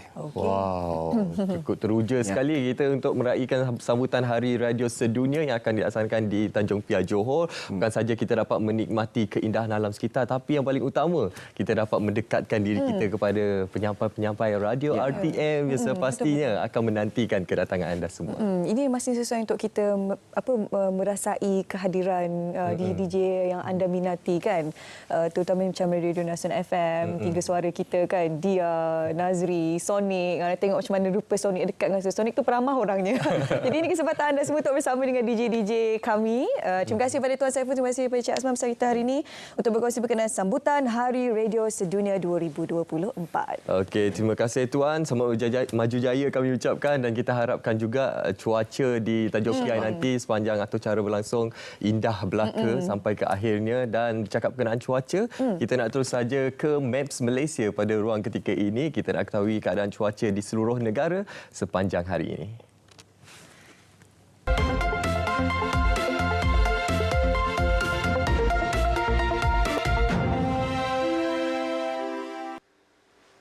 Assalamualaikum dan salam sejahtera. Kita mulakan laporan pada pagi ini dengan melihat keadaan cuaca semasa. Imej radar menunjukkan keadaan cuaca yang cerah dan baik untuk kebanyakan kawasan di sekitar Semenanjung pada pagi ini, dan keadaan cuaca yang baik ini dijangka akan berterusan kemungkinannya untuk sepanjang hari ini. Ribu petir pada ketika ini hanya berlaku di 1-2 tempat di sekitar pesisir pantai negeri Selangor yang dijangka akan beransur reda menjelang tengah hari nanti. Untuk tinjauan cuaca bagi negeri Sabah dan Sarawak pula, kita lihat tinjauan cuaca menunjukkan ribut petir yang berlaku di beberapa bahagian di sekitar negeri Sarawak seperti di bahagian tengah dan juga di sekitar pesisir pantai bahagian Kuching dan juga Sibu. Manakala untuk negeri Sabah, cuaca hujan renyah dilihat berlaku di sekitar bahagian timur iaitu di sekitar pesisir pantai bahagian Sandakan dan juga di bahagian Tawau. Keadaan cuaca untuk negeri Sabah ini dijangka akan beransur reda menjelang tengah hari nanti. Namun begitu, hujan yang berlaku di beberapa bahagian di sekitar tengah Sarawak sejak daripada malam semalam dijangka masih lagi akan berterusan. Oleh itu, Met Malaysia masih lagi mengekalkan amaran hujan berterusan kategori waspada untuk bahagian-bahagian di tengah Sarawak seperti di Sibu, Mukah dan juga Bintulu untuk sepanjang hari ini. Dan orang ramai dinasihatkan supaya berwaspadalah terutamanya bagi mereka yang berada di kawasan yang telah pun diberikan amaran. Seterusnya kita lihat pula tinjauan cuaca untuk sebelah petang nanti pula. Seperti yang telah disebutkan tadi, untuk kawasan-kawasan di sekitar Semenanjung pada petang ini dijangkakan cuaca kurang hujan dengan ribut petir hanya dijangka akan berlaku di 1-2 tempat di sekitar selatan Perak dan juga di sekitar Lembah Kelang pada lewat petang sehinggalah ke awal malam. Untuk negeri Sabah dan Sarawak pula, ribut petir pada petang nanti dijangka akan lebih tertumpu di sekitar bahagian pedalaman kedua-dua negeri berkenaan, khususnya di sekitar bahagian Limbang, Kapit dan juga di sekitar bahagian Kuching di negeri Sarawak daripada lewat petang sehinggalah ke awal malam nanti juga. Dan akhir sekali, kita lihat keadaan di sekitar utara Semenanjung yang telah pun mengalami hari tanpa hujan yang agak panjang, iaitu untuk daerah Kangar di Perlis telah mengalami hari tanpa hujan sebanyak 20 hari, manakala di sekitar Pulau Langkawi pula sudah pun tiada hujan sebanyak 19 hari. Dan keadaan cuaca juga dilihat agak panas terik di sekitar utara Semenanjung. Suhu maksimum telah pun dicatatkan sebanyak setinggi 36 darjah Celsius untuk hari semalam. Oleh itu, orang ramai di sekitar utara Semenanjung dinasihatkan supaya banyakkanlah meminum air dan mengurangkan aktiviti di luar rumah, terutamanya pada waktu tengah hari dan juga pada waktu awal petang. Sekian dahulu info cuaca buat kali ini. Sebelum berpisah, kita lihat tinjauan cuaca bagi bandar-bandar utama di seluruh negara. Assalamualaikum dan salam Malaysia Madani.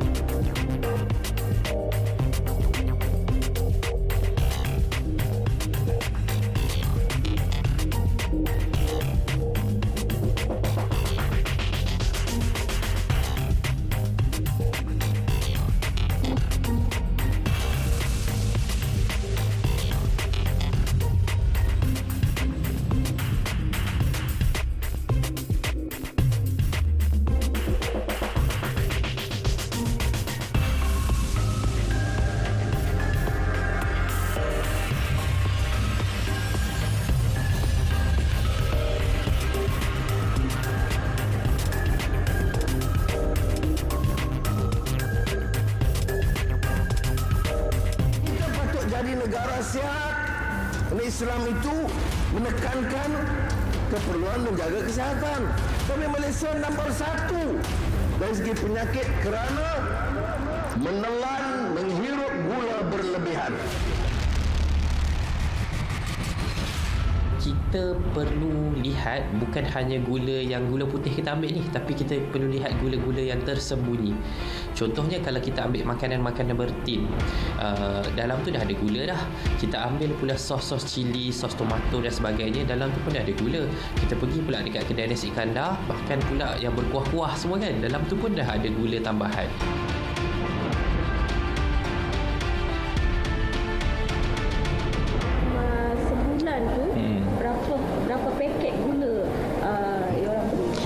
Sebulan, saya ingat kalau 2 bulan 1 paket. Gula untuk pagi lah selepas masa buat air. Petang kita kena masak. Pengambilan gula kita kawal dengan mengurangkan dalam kandungan minuman. Ajar untuk minum yang manis, maka dia akan menjadi kebiasaan kehidupan je lah. Tapi kalau daripada awal kita untuk minum minuman yang tak manis, okeylah, tak ada masalah.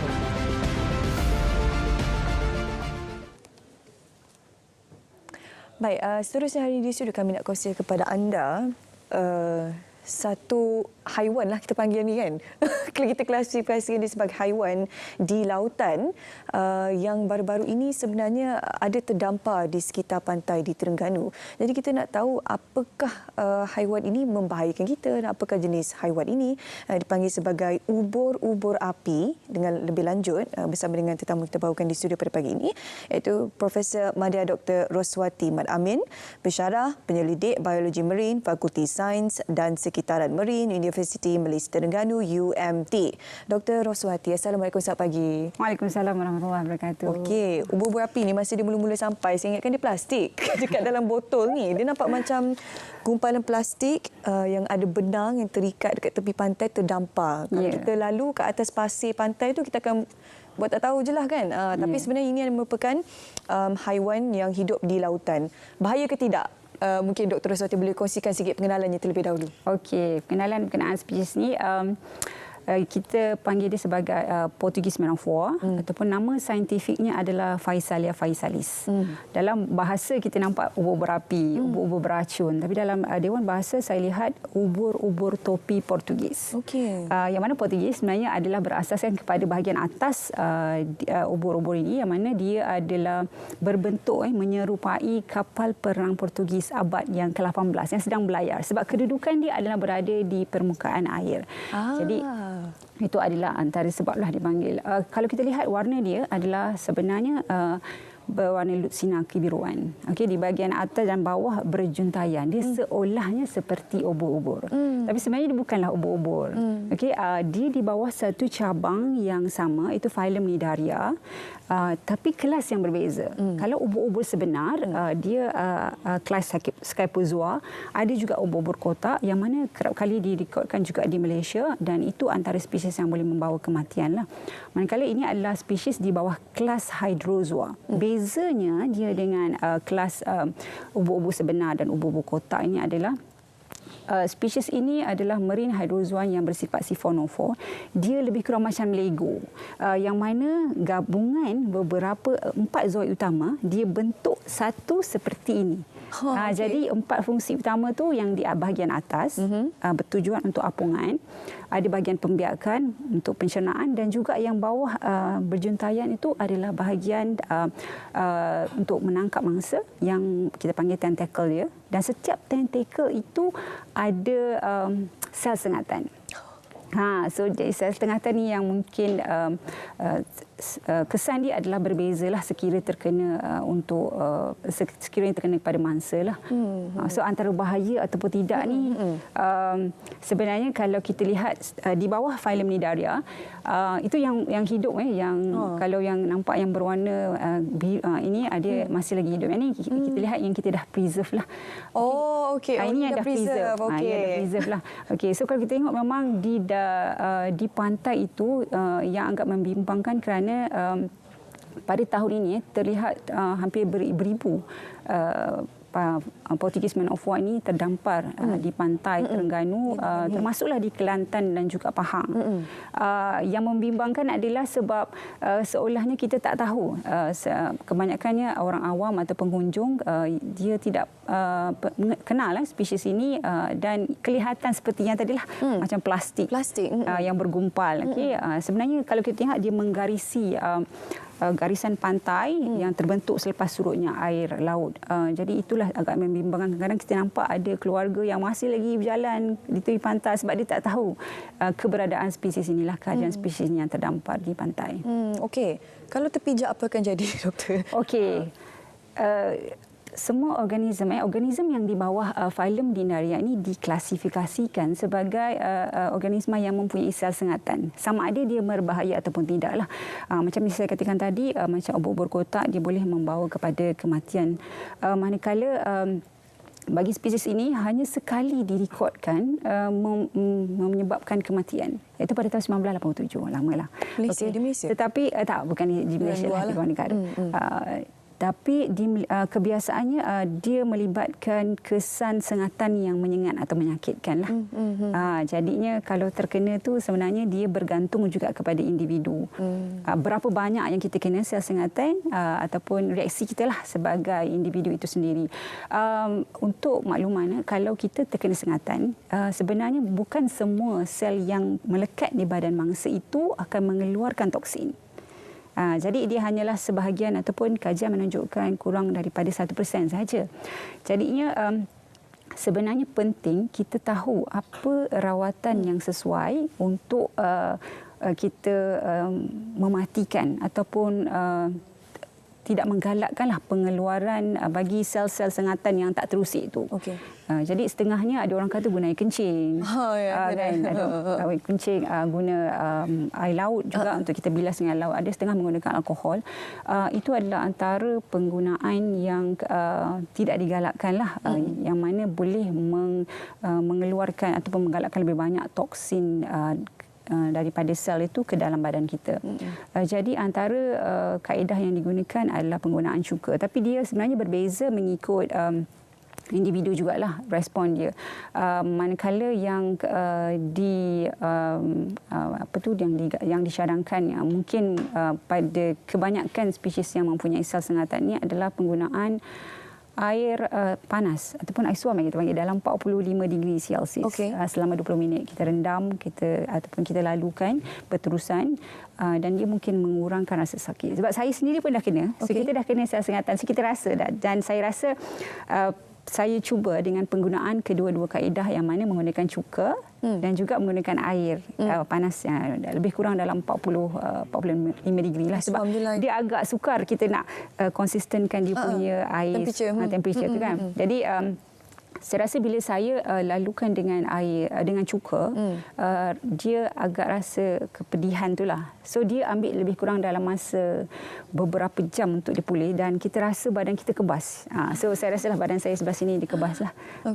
Dan lepas tu saya gunakan dengan air suam juga dan saya lihat sebenarnya air suam tu dia memang mengurangkanlah, dan bila saya cabut sel sengatan itu, kita dengan mudahnya lah boleh cabut sel sengatan tu berbanding dengan penggunaan cuka. Sel sengatan maksud doktor tu apabila kita disengat akan meningkatkan kesan lah. Dia akan nampak warna merah lah. Dia akan nampak warna merah dan sebenarnya kita boleh nampak sendiri sel sengatan tu. Sel sengatan itu di di tengah lah. Ni kaedah ni saya membuat sedikit eksperimen untuk menunjukkan bahawa apa kesan sekiranya kita terkena sengatan itu pada badan lah. Jadi ini disengajakan untuk saya buat eksperimen untuk membuat kajian lah. Tapi persediaan dia adalah cuma teknik ini jangan buat di rumah. Ya, jangan buat di profesional saja. Ya, so kita membuat kaedah antara penggunaan cuka dan juga penggunaan air panas lah. Dan kita lihat apa kesan dia. Selepas tu, kebiasaannya teknik ini juga pernah dibuat dan dikaji untuk lihat apa kesan kepada orang ramai yang terkena sengatan itulah. Dan kaedah ini digunakan untuk melihat sama ada reaksi manusia mangsa itu berbeza ataupun tidaklah. So sekarang ni yang saya lihat, mungkin bagi saya sengatan itu taklah begitu kuat kerana organisma yang saya cuba itu adalah yang telah mati dan satu lagi masih hidup tapi mungkin dia nyawa-nyawa ikan lah. Keadaan itu. Faham. Tapi saiznya memang besar. Saiz dia sebenarnya adalah kecil saja. Dalam anggaran sebenarnya dia spesies ni dia membesar dengan belayar. Jadi tumbesaran dia tu akan berbeza mengikut masa lah. Jadi mungkin yang terdampar hari itu yang kita lihat pada awal Disember, pada akhir Disember itu adalah pada 27 Disember, saiznya agak besar. Tapi yang baru-baru ini kita lihat damparan itu lebih kepada saiz yang kecil lah. So saiz lebih kurang 1 cm hingga dalam lebih kurang 3-5 cm sahaja. Jadi agak sukarlah untuk orang ataupun orang ramai untuk mengenal pasti spesies ini. Ya. Terutama dekat tepi pantai dengan pasir, ada banyak sampah-sampah. Ya, saya betul. Tu kan. Dengan batu-batunya. Okey, ni video kita kongsikan. Doktor letak cuka Ya, saya. Kan merah tangannya tu. Ya, kat situlah kesan ya, so gigitan. kita lihat dia punya sengatan itu tidaklah banyaklah. Cuma kita lihat di beberapa sahaja sengatan yang melekat di bahagian tangan.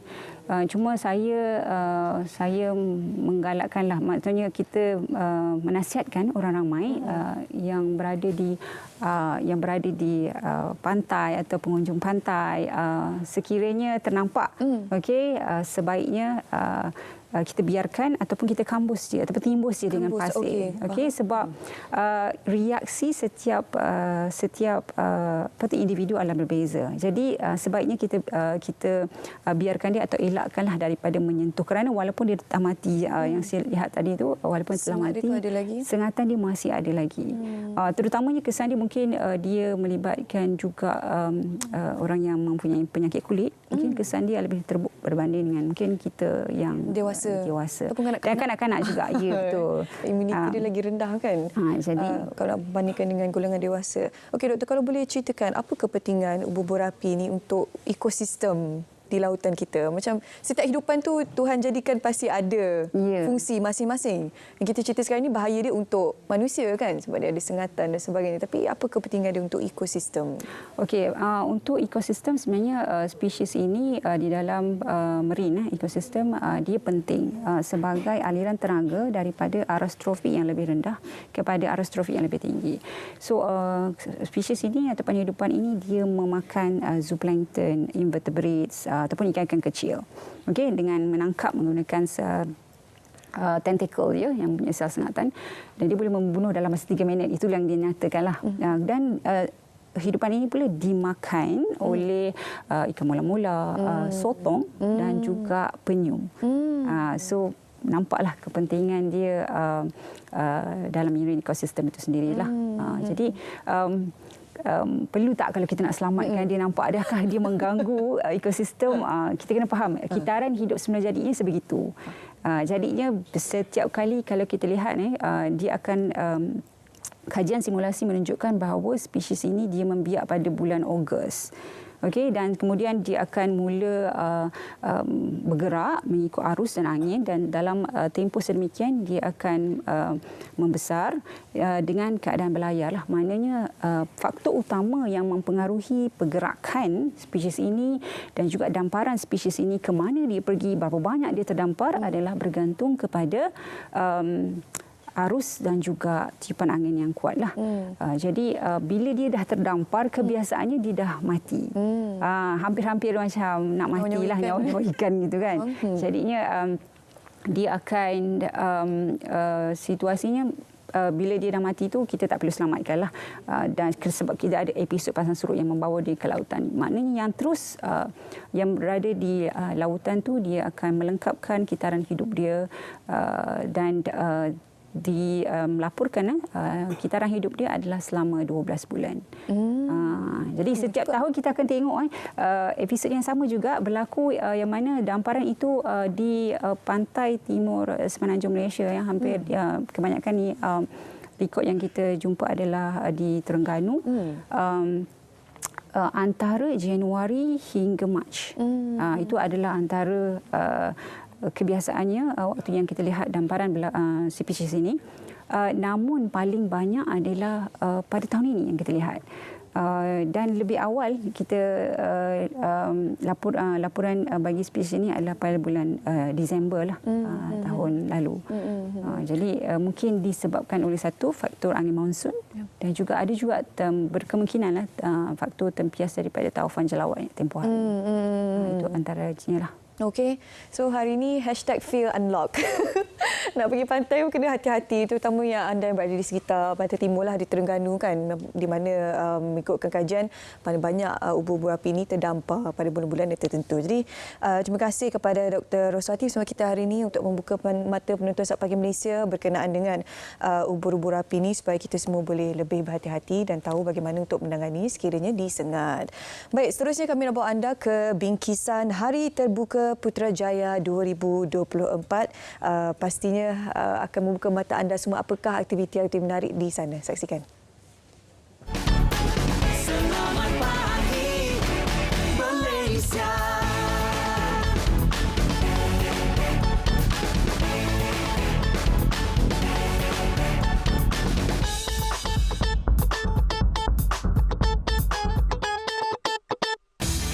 Hari Wilayah Persekutuan 2024 HW2024 disambut di Dataran Putrajaya bersekali dengan program Hari Terbuka Putrajaya 2024 atau lebih dikenali sebagai POD 2024 bermula 1 hingga 4 Februari lalu.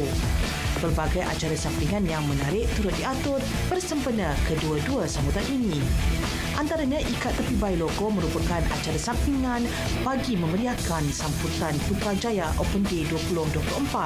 So Ikat Tepi Bailoko adalah merupakan sebuah pocket event di mana kita jalankan pocket event ini dalam sebuah event yang lebih besar iaitu Hari Terbuka Putrajaya 2024. So di mana loko membawa pelbagai aktiviti lah dalam Ikat Tepi itu. Antara aktiviti yang kami jalankan adalah seperti game online di mana kami meraihkan komuniti tabletop games dan juga kita bawa traditional games dan kita juga buat kelas tari kita di mana kita nak mengajar orang tentang kita punya culture. Dalam masa yang sama kita menjalankan juga aktiviti seperti POD 24 Fotohan untuk kita buat orang explore hari terbuka ni secara menyeluruh. So itulah intipati yang dibawa oleh loko sempena POD 2024. Dengan tema sukan sekolah, pengunjung yang hadir datang mengenakan warna baju sukan rumah masing-masing sebagai salah satu kelainan program. Selain daripada itu, kita ada juga pengisian program macam contohnya ini pengisian program ini untuk segenap lapisan umur lah daripada kanak-kanak sehinggalah ke dewasa. Sebagai contoh, kita ada pertandingan-pertandingan yang melibatkan kanak-kanak dan kita ada juga pertandingan yang melibatkan golongan remaja dan juga untuk dewasa pun kita sediakan juga. Dan tarikan utama dia dekat sini antaranya kita ada jualan makanan dan minuman yang viral. Itu antara tarikan dia lah.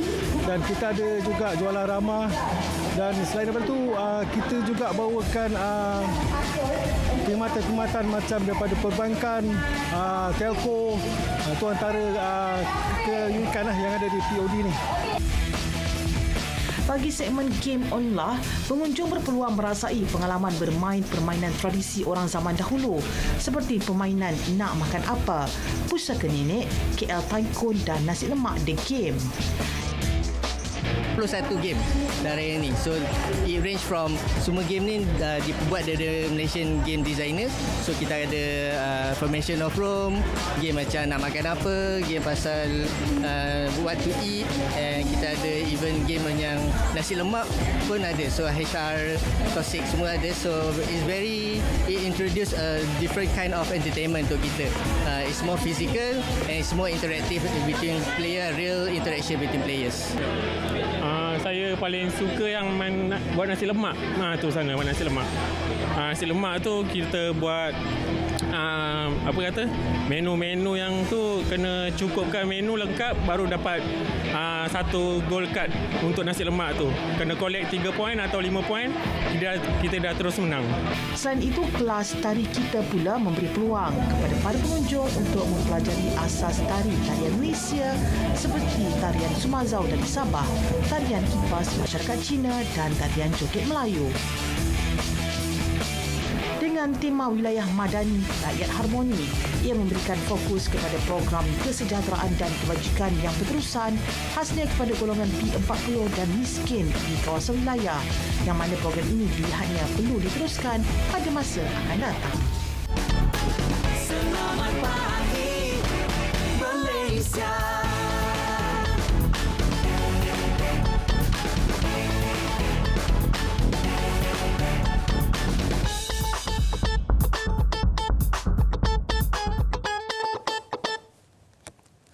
Okey penonton, sebelum kita berbicara berkenaan topik yang selanjutnya, kita nak imbas kembali pada 3 Julai 2023 yang amat berhormat Perdana Menteri telah mempengerusikan mesyuarat Majlis Tindakan Malaysia Madani yang mengumumkan kerajaan akan memberi tumpuan kepada 2 projek Bitara Madani, iaitu salah satunya adalah inisiatif untuk membaik pulih klinik-klinik daif di bawah Kementerian Kesihatan Malaysia. Ya, bagaimana progresnya dan apakah perkembangan terkini dalam projek untuk menaik taraf klinik-klinik daif di Malaysia ini?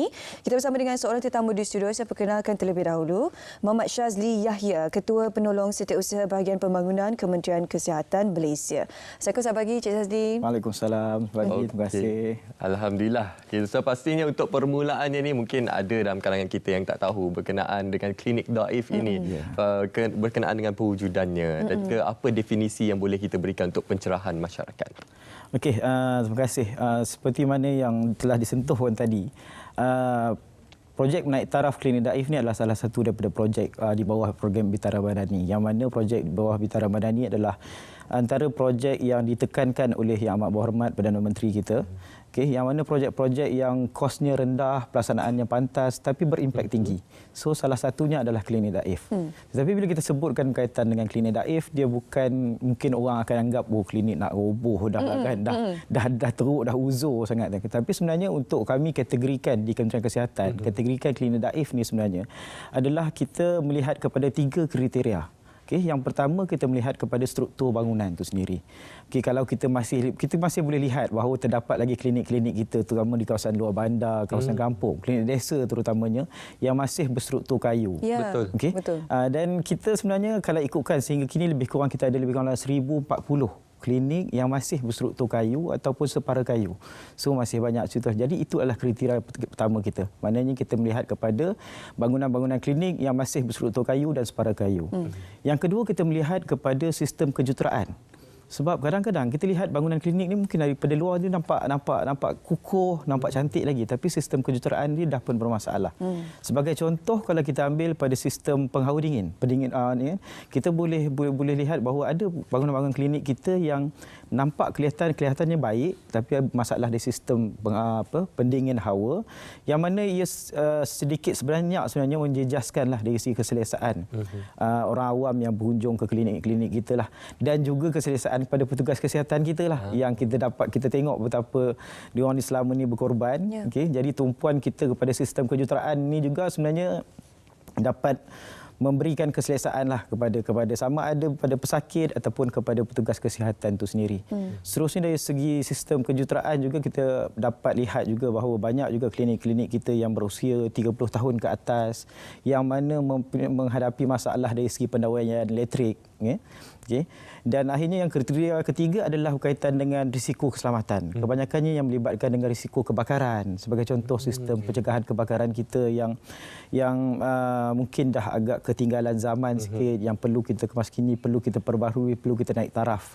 Okay. Dan juga berkaitan ada juga bangunan-bangunan kita walaupun bangunan itu konkret tapi ada masalah mendapan tanah, masalah cerun, masalah struktur bangunan tersebut yang retak. Jadi itu tumpuan-tumpuan yang kita berikanlah di bawah projek menaik taraf Klinik Daif.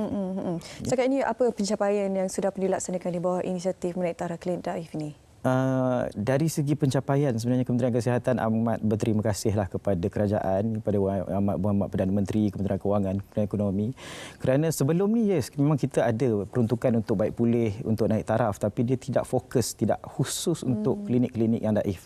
Jadi sejak tahun 2023 kita telah diluluskan peruntukan sebanyak 100 juta. Untuk tahun 2023 kerajaan bagi 100 juta, tapi Kementerian Kesihatan kita top up bagi 11 juta, jadi semuanya 111 juta.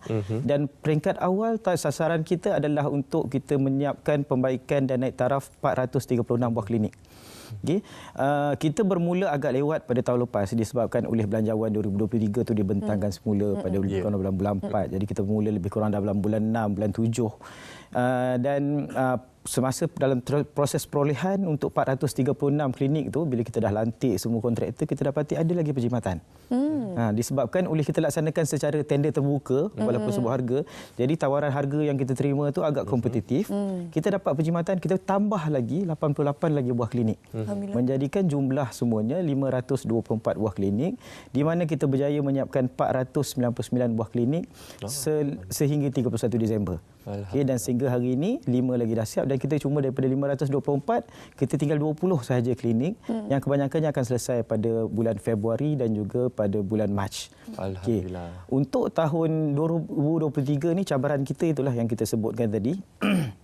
Dari segi masa kita sebenarnya, yang sebenarnya kita target kita adalah untuk siapkan sepenuhnya. Okay. Tapi untuk kita ambil lesson learn daripada apa yang berlaku pada 2023, kita jangka 2024 akan lebih baiklah, akan semakin baiklah. Kita target kita boleh siapkan semuanya pada tahun ni.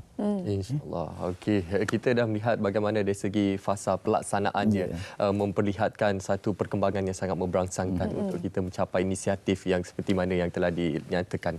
Okey, dan kita menilai juga dari segi sudut cabaran dan juga mungkin kita melihat dari segi jangka masa panjang.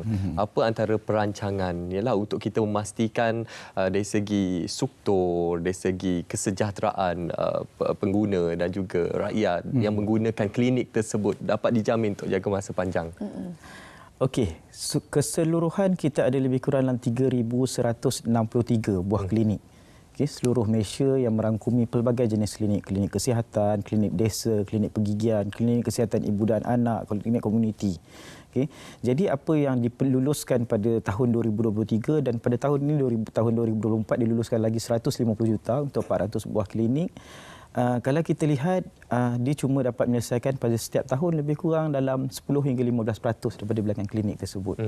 Jadi harapan kita, of course, kita mengharapkan agar inisiatif ini diteruskan untuk tahun-tahun yang berikutnya, okay, supaya kita dapat fokus, dapat menyentuh setiap klinik yang ada, terutamanya 1,200 buah klinik daif yang kita telah kenal pasti untuk boleh selesaikan pada dalam tempoh 3 tahun ni. Dan kita mengharapkan dari segi peruntukan tu dapat ditingkatkan, okay, pada setiap tahun. Macam tahun 2023 diluluskan 100 juta, tahun 2024 diluluskan 150 juta, mungkin tahun depan diluluskan 200 juta kan. Jadi cabaran pada kami juga adalah untuk perform lah. Okay, untuk memastikan bila MOF, Kementerian Ekonomi berikan peruntukan, kami perlu pastikan semua projek dapat disiapkan sepenuhnya. Okay, dan juga dapat buktikan pada agensi-agensi pusat tersebut supaya tahun depan kami dapat lagi dan seterusnya peruntukan-peruntukan ini dapat memberikan manfaat kepada orang awam lah terutamanya dan juga petugas kesihatan. Sebab kita perlu ingat bahawa klinik ni adalah kita panggil primary healthcare, kan? Primary healthcare ni kesihatan primer ni adalah di barisan paling hadapan sekali untuk supaya kita dapat tackle dulu masalah apa-apa kesihatan yang ringan supaya tidak membebankan hospital-hospital kita. Sebab kebanyakan klinik ni yang datangnya sakit-sakit dari demam, sakit perut apa semua kan.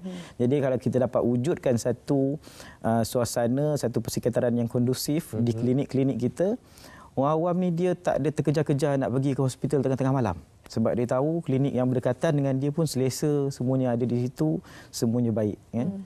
Okay, tapi sedikit ekspektasi yang cabaran kita juga satu lagi adalah ekspektasi daripada rakyat lah. Rakyat mungkin mendengar 100 juta, 150 juta tu macam banyak. Tapi bila 150 juta untuk 400 klinik, dia lebih kurang tak sampai 400,000. Oh, satu klinik, average dia? Average lah. Tetapi ada yang klinik yang pergi 200,000, ada klinik 600,000. Kita tengok tahap kritikal dia kan. Jadi di situ ada contoh macam kita kata tadi, bila kita tumpukan kepada pendawaian elektrik sebenarnya, rakyat akan nampak kata naik taraf.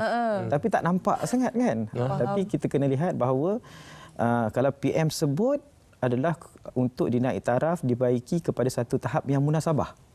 Bukan tahap yang mewah. That's why apa yang kita buat adalah apa yang must have, not nice to have. Okay, tapi kalau Timbalan Menteri Kesihatan sendiri, sebab klinik di Sabah Sarawak Timbalan Menteri Kesihatan pun daripada Sarawak, okay, dia sebut term dia adalah klinik yang bermaruah. Sebab sebelum ni mungkin ada sampai kata toilet pun nak masuk pun sampai tak bertunggu balik rumah dulu baru masuk kan. Tapi ni kita pastikan kemudahan-kemudahan kita yang munasabah lah pada kita, yang boleh diterima lah. Okey, apa antara perancangan ataupun strategi lain KKM? Ialah peruntukan itu hanya ialah boleh digunakan untuk klinik yang benar-benar kritikal lah kita panggil di sini. Tapi ada lagi sebenarnya klinik yang mungkin ada keperluan tertentu. Jadi apa perancangan KKM dalam memastikan agar klinik-klinik lain juga turut dijaga? Okey, kalau kita lihat kepada saya sebutkan tadi 3,163 buah klinik, sebenarnya kita mempunyai kira-kira dalam 200 sahaja klinik yang mempunyai kontrak penyelenggaraan berkala. Okey, maknanya kita ada konsesi dari segi penyelenggaraan dan masih banyak lagi kontrak yang klinik-klinik yang masih tiada kontrak penyelenggaraan, yang mana kebanyakan penyelenggaraan itu dilaksanakan oleh Jabatan Kesihatan Negeri ataupun Pejabat Kesihatan Daerah itu sendiri. Kita boleh katakan dia secara one off lah. Kita tak ada satu preventive maintenance secara berkala. Jadi Kementerian Kesihatan memahami dari segi situasi, okay, kewangan negara. Jadi KKM ni dari semasa ke semasa kita cuba memperluaskan lah. Kita panggil perkhidmatan sokongan klinik ni, okay, maintenance untuk klinik ni. Kita meningkatkan bilangan daripada 200 dan insya-Allah pada tahun lepas, pada tahun hadapan pun akan meningkat. Dan kita harapkan apa yang kita buat di bawah pembaikan inisiatif naik taraf klinik daif ni adalah satu yang one off. okey, satu kaedah one off, dan kita harap Kementerian Kewangan, Kementerian Ekonomi dapat melihatlah dari segi keperluan perkhidmatan sokongan klinik agar penyelenggaraan berkala ini dapat dilaksanakan sepanjang masa. Bukan sebab apa? Sebab kalau kita setiap tahun 400 nak dapat cukup untuk 3,100 tu mungkin 8 tahun. Kan? Jadi kita nak jumpa balik klinik tu takkan 8 tahun. Dalam sepanjang 8 tahun tu perlu ada satu penyelenggaraan yang berkala lah, kan? Supaya kita ni tak macam firefighting saja, kan. Betul-betul, aspek penyelenggaraan tu sangat penting untuk memastikan ialah dari segi strukturnya semua dapat terjaga dalam masa jangka masa panjang. Okey, dalam ruang masa yang ada ini mungkin dalam 1 minit lagi mungkin kita boleh rumuskan untuk kita sampaikan, kita fahamkan kepada masyarakat inisiatif daripada kerajaan ini, bagaimana ianya mampu untuk memudahkan penyampaian perkhidmatan kesihatan kepada masyarakat. Okey, inisiatif menaik taraf klinik daif ni mungkin kalau kita lihat dari segi kuantum, dari segi portion peruntukannya tidaklah terlalu besar. Walaupun kita dengar 100 juta, 150 juta tu besar. Tambahan pula daripada kita perlu lihat kepada kesungguhan kerajaan kita pada hari ini, yang mana satu perkara yang jarang dititik beratkan. Sebagai contoh, di bawah kerajaan Madani ni kita lihat Yang Amat Berhormat Perdana Menteri ni dia tengok benda-benda yang kecil tetapi sebenarnya dia dekat dengan rakyat. Sangat. Klinik daif, tanda sekolah. Ya. Jadi kita harapkan inisiatif yang baik seperti ini dapat diteruskan, dan kami di KKM akan terus berusaha untuk buktikan bahawa kami mampu untuk berbelanja, untuk membelanjakan peruntukan yang disediakan dengan berhemah, dengan baik, agar dari segi manfaat kepada masyarakat, manfaat pada orang awam dan juga petugas-petugas kesihatan kami di bawah tu sebenarnya kami memang sentiasa dititik beratkan. Kadang-kadang kesian juga petugas kan yang berada di klinik-klinik kesihatan tu. Kita ada dengar apa aduan mereka kan, bagaimana sukanya untuk mereka bekerja. Jadi kalau ada fasiliti yang boleh menyokong mereka, perkhidmatan tu dia, produktiviti tu akan meningkat. Kan? Secara langsung orang kata kesannya tu berantailah. Mula daripada pihak kementerian, KKM, kemudian berantai kepada rakyat. Okey, terima kasih kepada Cik Shazli Yahya, Ketua Penolong Setiausaha Bahagian Pembangunan Kementerian Kesihatan Malaysia, berkongsi dengan kita pada pagi ini inisiatif yang dilaksanakan untuk menaik taraf klinik daif. Alhamdulillah. Banyak sebenarnya yang telah kita sampaikan kepada anda pada hari ini, khususnya kita bermula dengan segmen berkenaan dengan penipuan pelaburan. Jadi kita sekali mewar-warkan kepada anda, mengingatkan kepada anda untuk terus cakna terhadap dengan kaedah ataupun modus operandi penipuan-penipuan pelaburan ini. Selepas itu kita bercerita bagaimana untuk kita menangani masalah kanak-kanak ataupun pelajar di sekolah menerusi teknik psikologi. Jadi kalau anda terlepas nak ikuti semua program ataupun bual bicara kita pada pagi ini, jangan risau, anda boleh ke laman YouTube kami di Berita RTM. Di situ kami kongsikan potongan setiap topik bersama tetamu-tetamu dan juga panel kami bawakan hari ini di siaran Selamat Pagi Malaysia. Anda boleh pilihlah mana yang dekat dengan anda, yang sesuai dengan anda, untuk anda tuntut kembali. Ataupun bagi anda yang belum mengikuti media sosial kami, anda boleh ikuti kami di laman Facebook dan juga Instagram kami Selamat Pagi Malaysia, Nadi Seri Pagi. Anda boleh menyaksikan apa antara topik-topik yang akan kami bawakan pada setiap hari untuk esok hari dan hari-hari yang seterusnya. Jadi saya kira ini merupakan penghujung untuk siaran kita pada hari ini, Isnin yang pertama untuk bulan Februari 2024. Ya, jadi kita nak berlabuh ke tirai siaran Selamat Pagi Malaysia, tapi satu lagi kita nak ingatkan, jangan lupa ikuti RTM Klik juga. Untuk anda ikuti semua program TV, radio dalam talian di telefon pintar anda. Sekarang ni mudah je, anda cuma perlu muat turun aplikasi RTM Klik.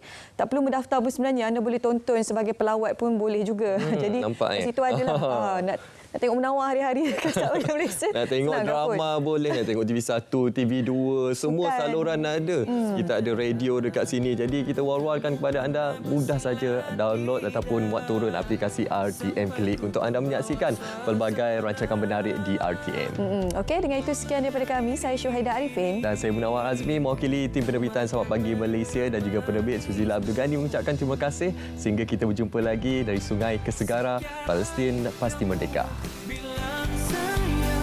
Besok kamu sudah menghilang, sungguh bodoh-bodoh-bodoh-bodohnya aku percaya kamu, syukur sunati pun manismu, syukur sunatku dibodohi, sungguh bodoh-bodoh-bodoh-bodohnya aku percaya sama kamu.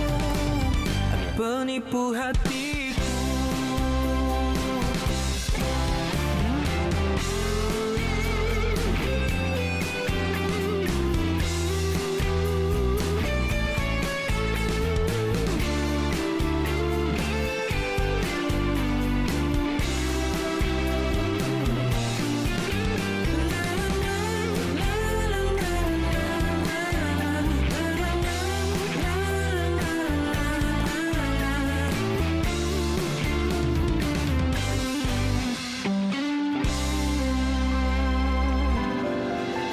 Jangan ungkap kata setia kalau hanya di pipi saja. Kamu pandai bersilat lidah sampai ku terbawa suasana.